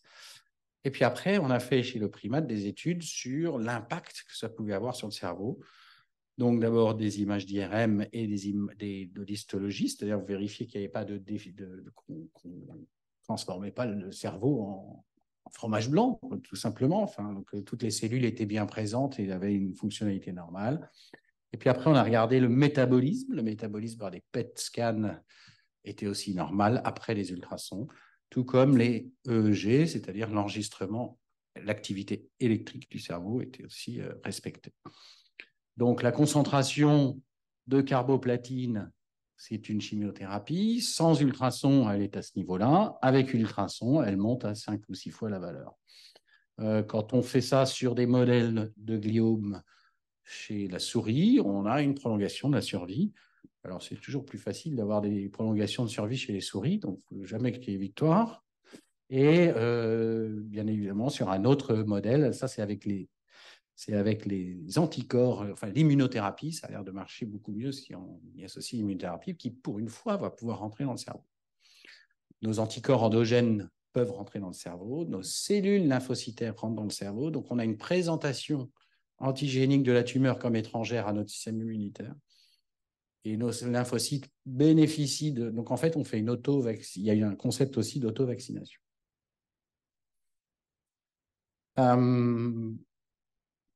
Voici, ça c'est une expérience, donc je travaille beaucoup avec le centre de Northwestern qui est à Chicago. Donc eux-mêmes ont complètement adopté la technologie en tout un labo maintenant là-dessus. Ils essayent aussi leurs essais. Alors là, c'est avec les fluorophores. Ça, c'est Alors le premier essai, on l'a commencé le premier patient, c'était 2004. Non, pardon, 2011, je confonds avec le laser. 2011, et avec un seul petit émetteur, parce qu'on ne savait pas s'il est toxique. Et puis là, vous voyez qu'après les ultrasons, vous avez cette traînée jaune. Cette traînée jaune, c'est l'ouverture de la barrière hémato-encéphalique, c'est-à-dire le gadolinium, quand on injecte dans le cerveau, qui rentre dans le cerveau alors que normalement, il ne devrait pas. C'est une substance inerte, donc il n'y a pas de problème, c'est utilisé tous les jours. Mais ça permet pour nous de voir si effectivement on a bien ouvert cette barrière hémato-encéphalique. Et puis cette séquence en bas à droite, ça permet de savoir si on fait des micro-hémorragies. C'est une séquence en IRM particulièrement sensible à la présence de sang dans le cerveau. Et après 12 séances, on ne voit pas un seul signe. Et ces patients, donc il y en avait 19 dans le tout premier essai, ont montré une tendance à une survie meilleure. Alors, un tout petit nombre de patients, il ne faut rien dire, mais en tout cas, on n'était pas délétère, c'était bien toléré, et on avait un petit signal d'efficacité, ce qui nous a valu un article dans Science à ce moment-là. Et puis, ce dont on est rendu compte, c'est que dans le champ acoustique, en fait, la tumeur avait l'air de pousser moins vite ou de plus pousser, tandis qu'à l'extérieur du champ acoustique, là, par contre, elle s'en fichait, elle continuait. Et donc, il a fallu qu'on augmente donc, de 5 cm3 d'ouverture de barrière hémato-encéphalique. On n'est pas au grain de riz, on est à 5 cm3 déjà à ce moment-là. Et ben, on est passé à 45 cm3, et donc avec un système que vous voyez en haut à gauche qui a 9 émetteurs. Et donc là, on a mené un essai clinique, un deuxième essai clinique avec les 9 émetteurs activés. Donc, vous voyez sur cette coupe, vous en voyez 3 activés d'un coup. Et dans cet essai clinique, on a mis la chimiothérapie soit avant, soit après les ultrasons. Et en fait, on s'est rendu compte qu'il y avait une grande différence. Il fallait mieux mettre la chimiothérapie avant attendre le plateau de chimiothérapie dans le sang et toc, tirer avec les ultrasons. C'est pas évident, mais c'est-à-dire qu'on ouvre la barrière avec une chimiothérapie fortement présente, alors qu'avant on la mettait après. Dans les expériences précédentes, on mettait la chimiothérapie après pour être sûr de ne pas cumuler les risques. Donc quand on met tout en même temps, c'est beaucoup plus efficace. Et en effet, on a aussi là une tendance à une survie meilleure. Alors ça, c'est avec du carboplatine. L'inconvénient de la technique, c'est qu'il faut trouver la bonne chimiothérapie. Donc on peut essayer, et on essaye différentes molécules pour être le plus efficace possible. Mais on améliore les choses avec justement des séquences de timing bien précis, puisque la barrière hémato-encéphalique se ferme en fait très très vite. En une demi-heure, 3/4 d'heure, elle est refermée. Mais voilà, mais vous voyez que sur cette expérience, on a gagné 2 mois. Alors 2 mois, vous me direz, c'est pas grand-chose.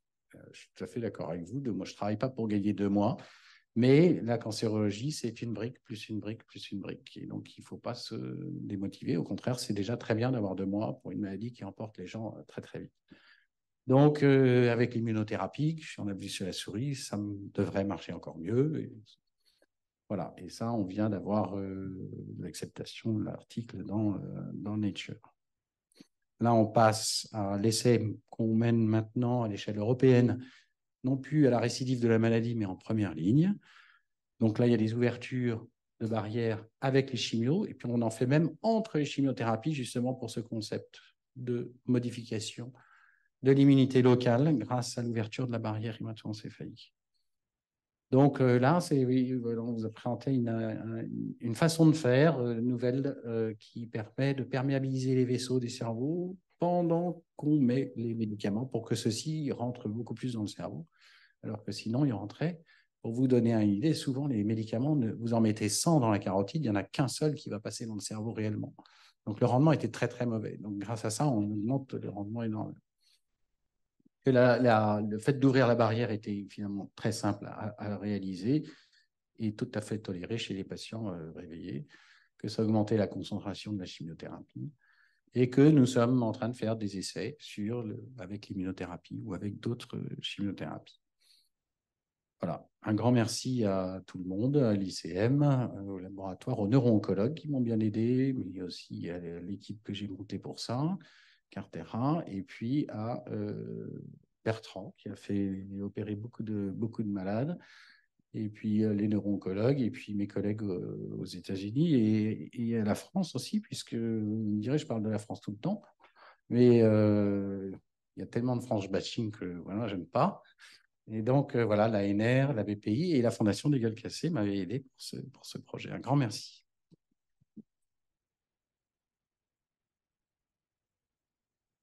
Oui, merci beaucoup à M. Carpentier. Est-ce qu'il y a des questions dans la salle pendant que réfléchit?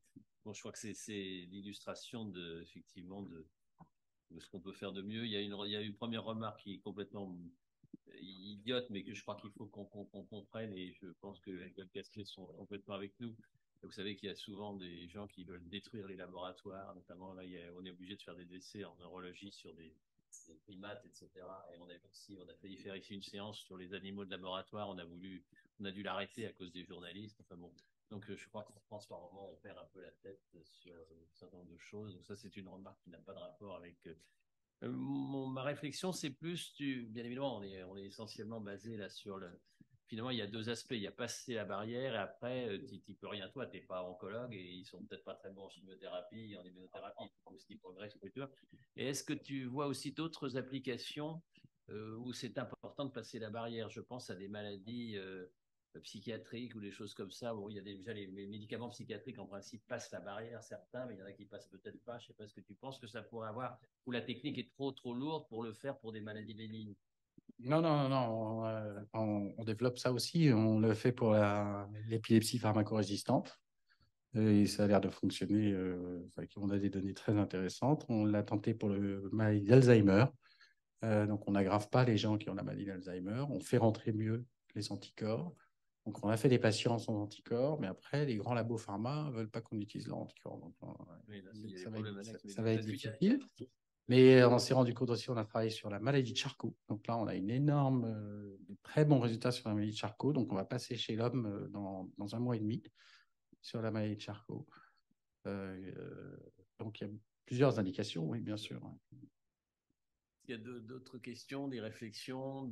Est-ce que vous avez des questions sur le chat? Je crois qu'on a toujours autant de gens. Il y a du monde, mais ils sont absolument béats. Ils n'ont pas envie de poser de questions. Ils sont épatés et donc ils ne posent pas de questions. Est-ce que la Fondation des Gueules Cassées, qu'on remercie, puisque vous avez vu qu'effectivement, je ne savais pas que vous seriez aussi à l'honneur ce soir, je vous avoue, mon général.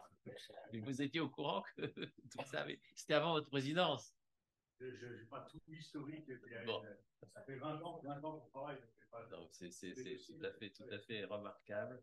Est-ce que les plus jeunes neurochirurgiens veulent rajouter quelque chose? Monsieur Maton, qui avait participé, n'ont rien à rajouter. On avance. Et bien là, on a la chance d'avoir le professeur Michel Calamarides, qui est de la Pitié-Salpêtrière. Oui, il est arrivé un peu plus tard à la Pitié-Salpêtrière, mais c'est devenu un vrai frère. Donc, on a beaucoup de chance parce que... Voilà. Alors là, on va parler d'un sujet qui nous tient à cœur ici, puisque il ne le sait pas, mais je lui dis que la première séance que nous avons fait, le premier mardi que nous avons fait de la chirurgie ici, c'était avec notre ami Sterkers, puisque c'était l'abord postérieur. Et par contre, c'était plutôt sur les implants cochléaires. Il nous a bien montré qu'il travaillait beaucoup à la Pitié et qu'il était en relation avec vous. Et puis, j'ai un hommage à rendre, parce que ça, c'est pour les anciens. Quand on était interne et qu'on préparait l'internat, nous, c'était M. Sterkers père, et nous avions une question d'internat qui était le neurinome de l'acoustique, qui nous posait bien des difficultés avant qu'on comprenne de quoi il s'agissait.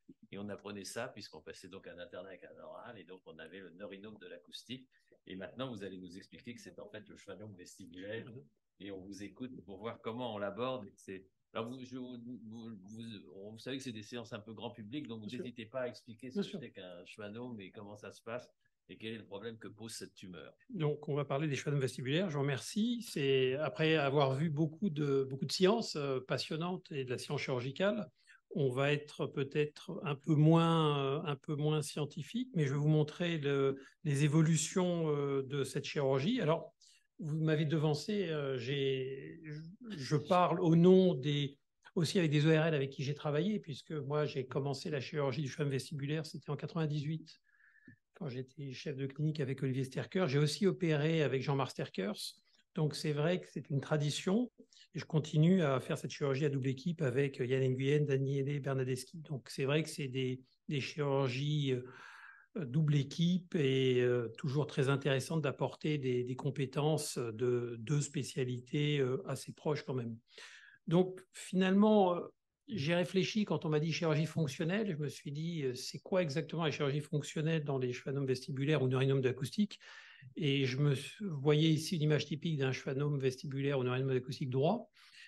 Quels sont les symptômes préopératoires et finalement quels sont les symptômes post-opératoires qu'on va pouvoir améliorer ou aggraver? En gros, ces tumeurs se manifestent soit par des troubles de l'audition, et on verra que finalement on n'améliore jamais l'audition et on ne peut, je vais dire, que l'aggraver. On peut parfois la préserver. Ça peut donner aussi des troubles de l'équilibre qu'on améliore. Ces troubles de l'équilibre sont dus soit à la compression du tronc cérébral, soit aux dysfonctions du nerf vestibulaire, et on va améliorer ça par la chirurgie. Ça peut aussi donner des névralgies faciales par la compression du nerf trijumeau, et ça, après la chirurgie, ça disparaît. Et puis, il y a les acouphènes qui sont dus à l'atteinte du nerf cochléaire, mais qui sont un peu plus, on va dire, cérébrales. Je ne sais pas comment dire, c'est plus difficile à traiter. Et souvent, la chirurgie ne les améliore pas, voire les aggrave. Donc, vous voyez, il y a des symptômes préopératoires, il y a des symptômes post-opératoires. Les séquelles, c'est la paralysie faciale. Et je vous dirais que c'est un sujet qui, finalement, est devenu bien rare. Et je vais vous montrer que maintenant, je pense que le risque de paralysie faciale est devenu exceptionnel et on se projette vers la préservation de l'audition pour être très fonctionnel. Alors, notre approche actuelle à la Pitié-Salpêtrière, et c'est vrai qu'on a commencé à l'hôpital Beaujon avec Olivier Sterkers, mais le gamma knife est un outil essentiel dans le traitement des schwannomes vestibulaires. Gamma knife qui existe à la Pitié-Salpêtrière, et c'est vraiment un outil qu'il faut utiliser en plus de la chirurgie. Et je dirais que la première notion, c'est que tous les schwannomes vestibulaires ne grossissent pas. Il faut comprendre l'histoire naturelle, la croissance tumorale et l'audition, et donc il ne faut surtout pas se précipiter pour traiter tous les schwannomes. Et on se permet même de surveiller des schwannomes de grande taille quand ils sont asymptomatiques. On découvre encore des tumeurs énormes car il n'y a pas de parallélisme entre les symptômes et la taille. Je veux juste dire une chose, parce que ça, il y a peut-être des gens qui, je m'en excuse de vous interrompre comme ça, je pense qu'il y a peut-être des gens en ligne qui ne savent pas ce que c'est que le vestibule. Le vestibule, c'est une petite région qui est située au niveau de l'oreille, en interne, entre ce qu'on appelle les labyrinthes, si je ne me trompe pas, je ne suis pas... Vous avez suivi des bonnes... Jean-Marc Stackers vous a fait travailler, donc je vois que vous avez bien retenu. Et l'appareil qui sert à l'audition, et donc c'est des tumeurs qui sont en fait, de ce nerf. Comme un immortel, localisés dans l'oreille interne. Qui sont sur le nerf vestibulaire, sur la gaine du nerf vestibulaire, où il y a la myéline et les cellules de Schwann. Voilà. Les schwannomes, parce que oui, vous avez dit maintenant, schwannome, parce que c'est la gaine de Schwann, c'est ce qui entoure les neurones. Je m'excuse de dire ça, mais pour les gens qui ne savent pas. Et c'est pour ça. Mais avant, on était plus logique, on disait nerfs en général, c'est pour ça qu'on les appelait neurinaux. Exactement. Et maintenant, comme on sait qu'ils ne partent pas du nerf en entier, mais qu'ils partent de ce qui enveloppe le nerf, qui est la gaine de Schwann, on appelle ça des schwannomes. Et les tumeurs qui naissent du nerf s'appellent les neurofibromes, mais c'est assez particulier, pas à cet endroit-là. Il n'y en a pas, d'accord. Non. Bon, excusez-moi de vous avoir interrompu. Je vous en prie. Parce qu'ils n'osent pas poser de questions, mais après, ils en posent. Après, j'ai rien compris à ce qu'a dit monsieur. Donc, en fin de compte, on traite les tumeurs qui progressent par Gamma Knife. Et là, je vous ai mis la première essai qui a comparé la surveillance et la radiochirurgie par Gamma Knife suite à la découverte de petites tumeurs. C'est un sujet très discuté. Je pense qu'il y a déjà... Jean-Régis est déjà venu parler aussi peut-être ici de Gamma Knife. Et cet essai a montré deux choses. C'est que quand on traite d'emblée des patients par Gamma Knife versus la surveillance, 50 et 50, ça vient d'être publié dans JAMA, finalement, on contrôle mieux la croissance tumorale quand on fait du Gamma Knife d'emblée, en sachant que quand ça grossit, on peut faire du Gamma Knife secondairement. Par contre, pour ce qui est de l'audition, qu'on surveille les patients, qu'on fasse du Gamma Knife, il y a la même perte auditive. Donc finalement, faire un traitement précoce, immédiat du Gamma Knife ne permet pas de protéger l'audition versus les voies naturelles, et c'est une question ouverte. Faut-il traiter ou pas d'emblée? Moi, souvent, je conseille une surveillance pour voir un peu si la tumeur va grossir, comment évolue l'audition, et on se décide secondairement. Croissance moyenne d'un schwannome, c'est 2 mm, on n'est pas à 6 mois, 1 an près. Le deuxième concept important, et ça c'est le travail de longue haleine avec Olivier Serker, c'est que le résultat fonctionnel est supérieur à la qualité de la résection. C'est quelque chose d'évident, mais avant, c'est vrai qu'on était assez radical pour vouloir enlever au maximum la tumeur, et c'est vrai que le prix fonctionnel à payer pour retirer complètement un schwannome vestibulaire est trop élevé parfois. On voit les paralysies faciales séquelaires qui sont quand même des drames personnel à chaque fois, même si on peut réparer ces paralysies. Et notre but, c'est d'éviter à tout prix la paralysie faciale. Donc ça, c'est quelque chose de très clair. Globalement, actuellement, moi j'opère à peu près une centaine de schwannomes vestibulaires par an. Les paralysies faciales définitives, c'est 1% dans la dernière année. Donc, pourquoi? Parce qu'on va laisser des petits reliquats au contact de la tumeur. Donc la paralysie faciale, qui, quand vous avez dû faire la question, je pense, c'était même le risque vital, hein, c'était les nerfs mixtes, quasiment, dans notre expérience, n'existe quasiment plus, car on laisse un petit reliquat, et ce reliquat de petite taille, le plus souvent, s'il grossit, on va le traiter secondairement par une séance de radiochirurgie Gamma Knife. On a un petit problème, c'est définir c'est quoi le reliquat, et c'est important parce que dans les publications, quand on discute c'est quoi, parce que sinon on peut imaginer de faire un petit évinement, laisser beaucoup de tumeurs faire des rayons, ce qui risque d'entraîner une croissance secondaire, et qu'on soit comme parfois amené à avoir un patient qui a eu de la chirurgie, qui a eu du Gamma Knife et la tumeur grossit. Donc, il faut laisser le minimum, il faut pouvoir le définir.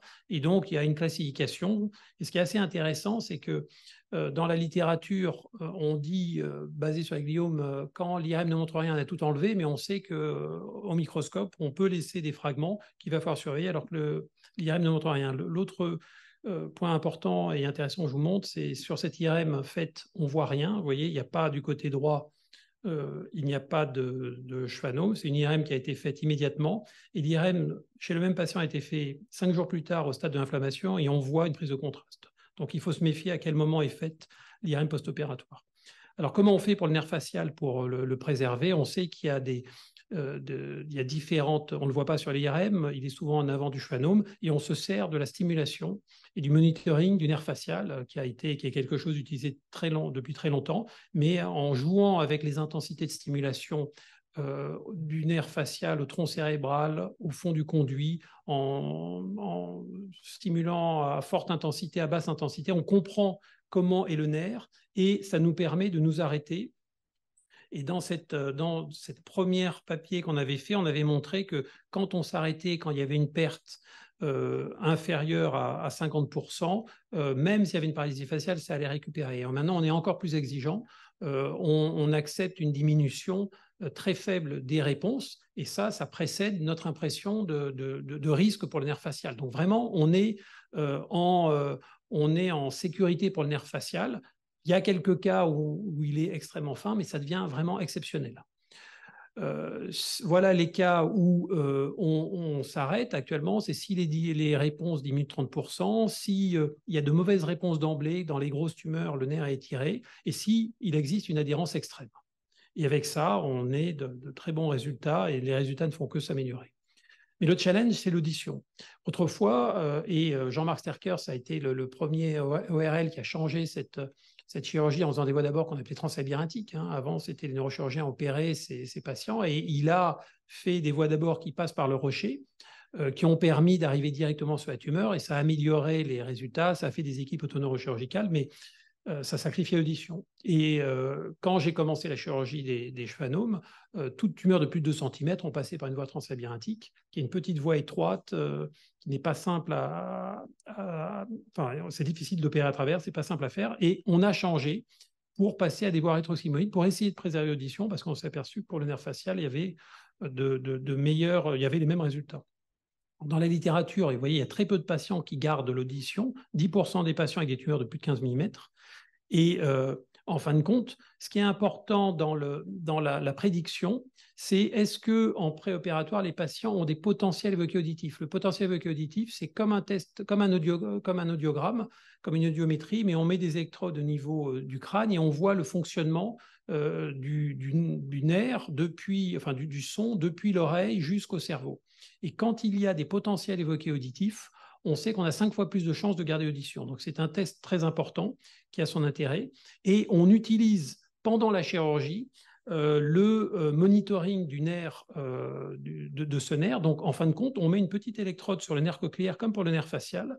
On envoie du son et en permanence, toutes les 2 secondes, on sait si le nerf cochléaire marche et si on a des réponses. Et si on voit que il y a un arrêt de ce signal, on arrête la chirurgie, on peut mettre un peu de papavérine et on peut reprendre la chirurgie. Donc c'est vraiment une aide très importante et ça modifie la chirurgie. Vous voyez, comme le nerf facial, on commence à chercher le nerf cochléaire à la surface de la tumeur. Puis, au lieu d'aller chercher directement le nerf facial au tronc cérébral, comme on fait par les voies translabyrinthiques, on va en haut, il n'y a jamais de nerf cochléaire, on évite la tumeur. Et puis, de proche en proche, en faisant un mapping imagique, on peut bouger cette petite électrode sous microscope au contact du nerf cochléaire. On voit si le nerf marche. Donc, c'est assez intéressant parce que cette technique a fait un peu modifier ma façon d'opérer ces schwannomes. Je vous montre un exemple. Voilà, donc là, c'est une voie d'abord rétrosigmoïde, c'est le haut, le bas. Là, on voit un nerf, donc on voit qu'on va voir si c'est le nerf cochléaire. Donc là, on pose cette électrode, il y a une réponse auditive, donc c'est bien le nerf cochléaire, on l'a identifié. Le nerf facial est en avant et on va faire une chirurgie classique d'évidement intratumoral. Là, c'est un appareil ultrason, le CUSA, donc vous voyez, on évide à l'intérieur. Et une fois qu'on a bien évidé, on va séparer la coque tumorale. Vous voyez ici, c'est le nerf. Là, c'est le monitoring du nerf. On n'entend pas, mais il y a un bruit puisqu'il y a des électrodes qui ont été mises dans les muscles efférents. Et là, c'est le nerf trijumeau. Et on sépare progressivement, vous voyez ici, en faisant des stimulations pour s'assurer qu'il y a toujours des réponses. Et dès que les réponses diminuent, on peut s'arrêter. C'est plutôt à la fin que ça peut arriver. Donc là, on continue. Et là, on va mettre l'électrode parce que la dernière partie, là, c'est... Voilà, sur le nerf cochléaire, on va enlever la dernière partie qui est dans le conduit auditif interne. Donc, on va fraiser. Ça, de nouveau, c'est l'ORL qui reprend la main. Donc, c'est vraiment une chirurgie à 4 mains, mais bon, il n'y a qu'un chirurgien à la fois. Donc là, l'ERL fraise et va retrouver ici le nerf facial avec la tumeur qui s'était engagée. Là, il y a le nerf facial et en bas, le nerf cochléaire. Et donc, on a toujours le signal. On s'assure qu'il y a toujours un signal cochléaire. Ça permet aussi de préserver. Là, voilà un exemple. C'était une patiente, une collègue chirurgien qui avait ce gros schwannome, audition normale. On a fait une voie rétrosigmoïde. On a pu, vous voyez, il y avait un bon œdème, chirurgie un peu difficile. On a pu garder l'audition et bien sûr le nerf facial. Il y a on a laissé un petit reliquat. Je voulais juste vous montrer, en fin de compte, le reliquat, il est là. Ça, c'est un peu de sang, puisqu'il y a un hypersignal T1. On a laissé ce reliquat. Elle va bien. Ça, c'est une patiente audition normale, mais vous voyez, cette tumeur, elle est très agressive.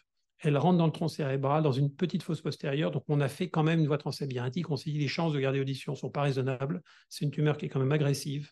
Le nerf facial est menacé. Donc, on a sacrifié audition de prime abord. Donc, en conclusion, je dirais que dans la chirurgie du schwannome vestibulaire, la préservation de la fonction faciale, elle est acquise, si j'ose dire. Mais quand même, ça reste difficile. On a encore rarement des cas de paralysie faciale et je pense que comme en chirurgie, quand on a plus d'expérience, on a moins de complications, mais les complications sont de plus en plus dures à accepter et on se retrouve toujours dans la même situation de souffrir des complications rares qu'on peut encore avoir. Donc ça reste quand même quelque chose de difficile, mais bon, quand on a l'habitude, c'est quand même quelque chose, je dirais, presque d'acquis. On s'est mis un défi supplémentaire, c'est la préservation de l'audition dans une grosse tumeur. Ça, c'est un défi, ça reste difficile. Il y a une vraie courbe d'apprentissage.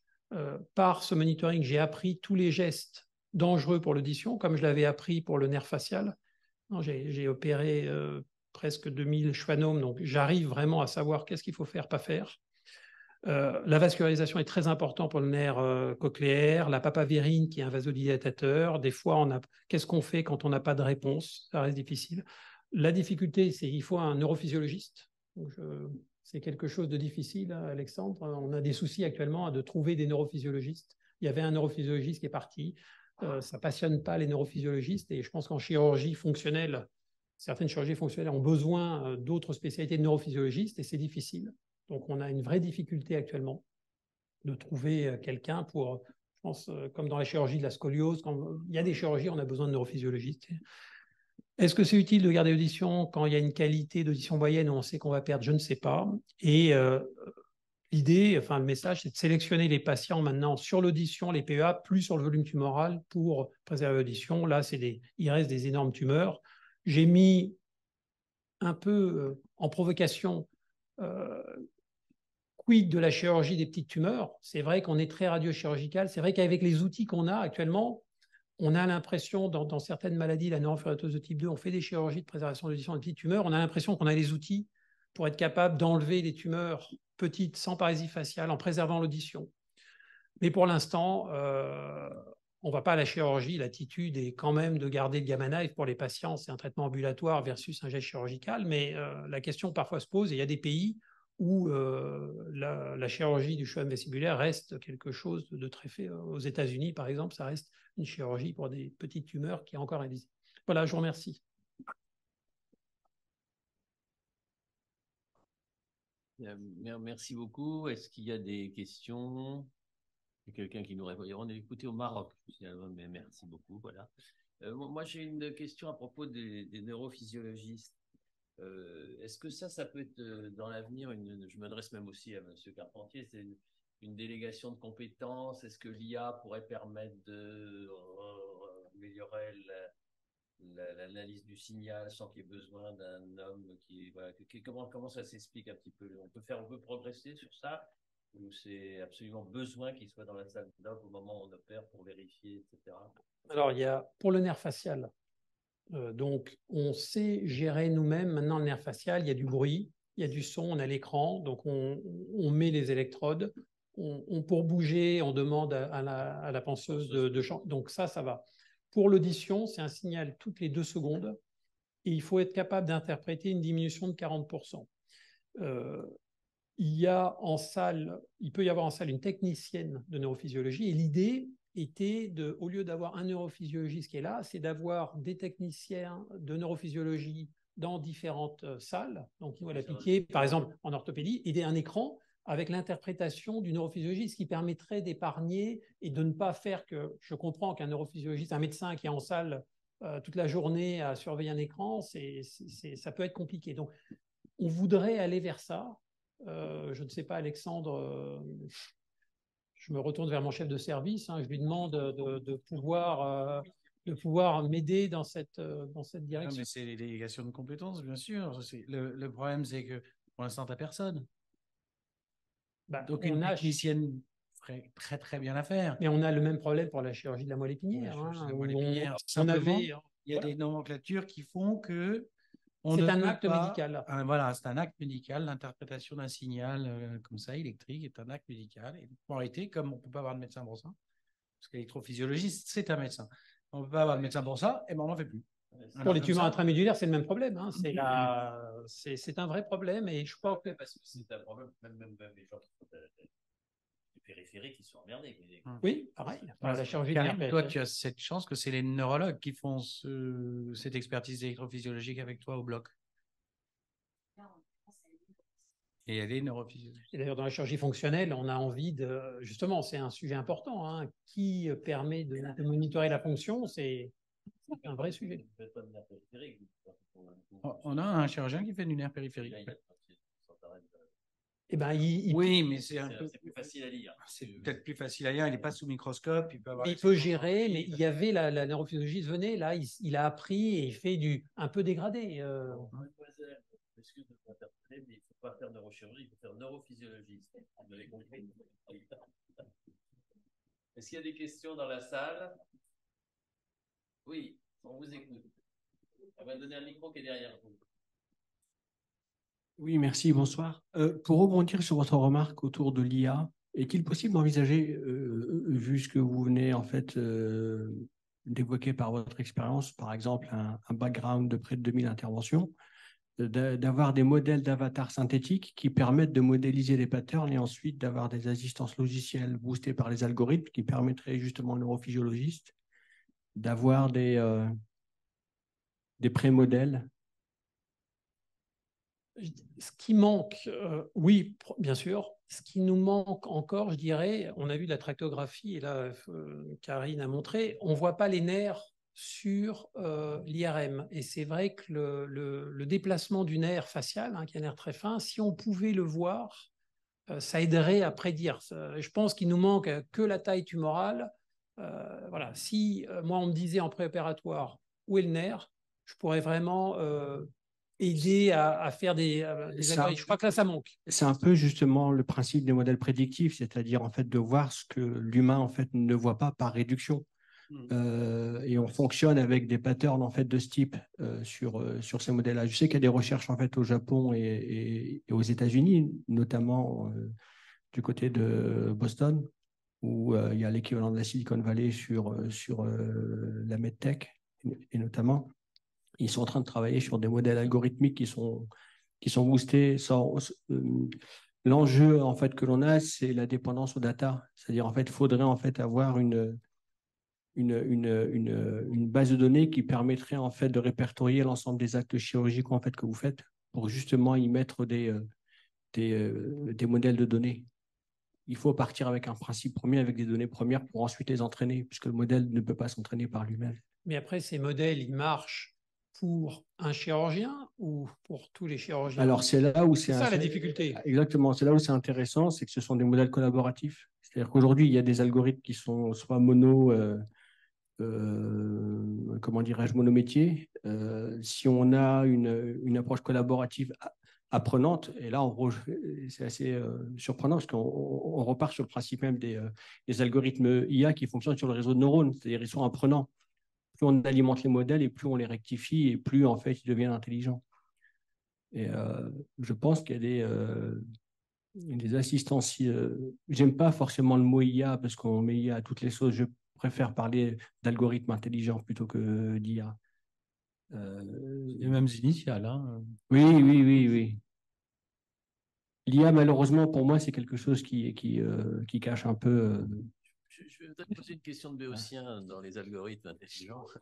Est-ce que la taille, parce que là on est dans un espace tout petit, hein, on n'est pas dans les modèles. Moi, ce que j'ai vu dans les modèles, ce que je connaissais mieux dans la chirurgie du foie ou d'autres modèles, etc. Est-ce que la taille peut influencer la qualité d'un modèle prédictif ou d'un Pas forcément, en fait. C'est très, votre remarque est très pertinente, en fait, à plus d'un titre. Puisqu'en fait, si vous voulez, un pattern de données, notamment sur des modèles algorithmiques, on ne va pas forcément s'appuyer sur,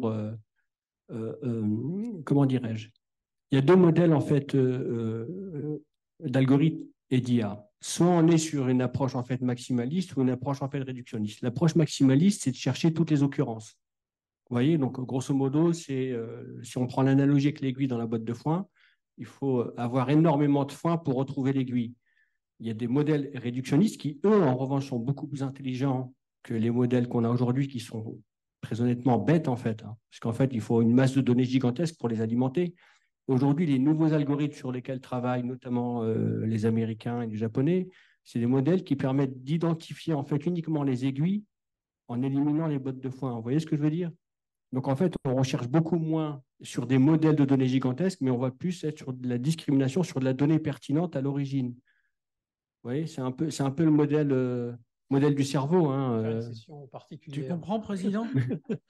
T'as compris?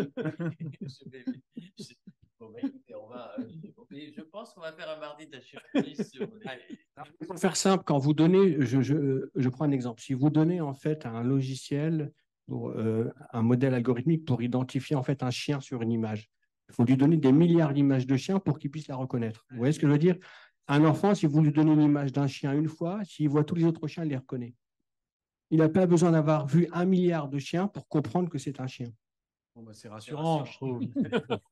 Donc, c'est la raison pour laquelle je parle d'IA de manière assez sceptique. C'est plus des algorithmes intelligents, mais l'IA, l'intelligence humaine, enfin, rivaliser avec l'intelligence humaine et atteindre le point de singularité, on en est vraiment, vraiment très loin, quoi. On va sur cette remarque sur l'intelligence, est-ce qu'il y a cette question sur les algorithmes et sur l'intelligence artificielle? Il y a d'autres questions, M. Barr, il y a une question? Vous voulez poser une question? Non? Non, pas de questions, pas d'autres questions. Ben, on va demander à M. Carpentier peut-être de faire une conclusion sur la neurochirurgie fonctionnelle. Et puis, je le remercie encore. Je remercie tous les orateurs.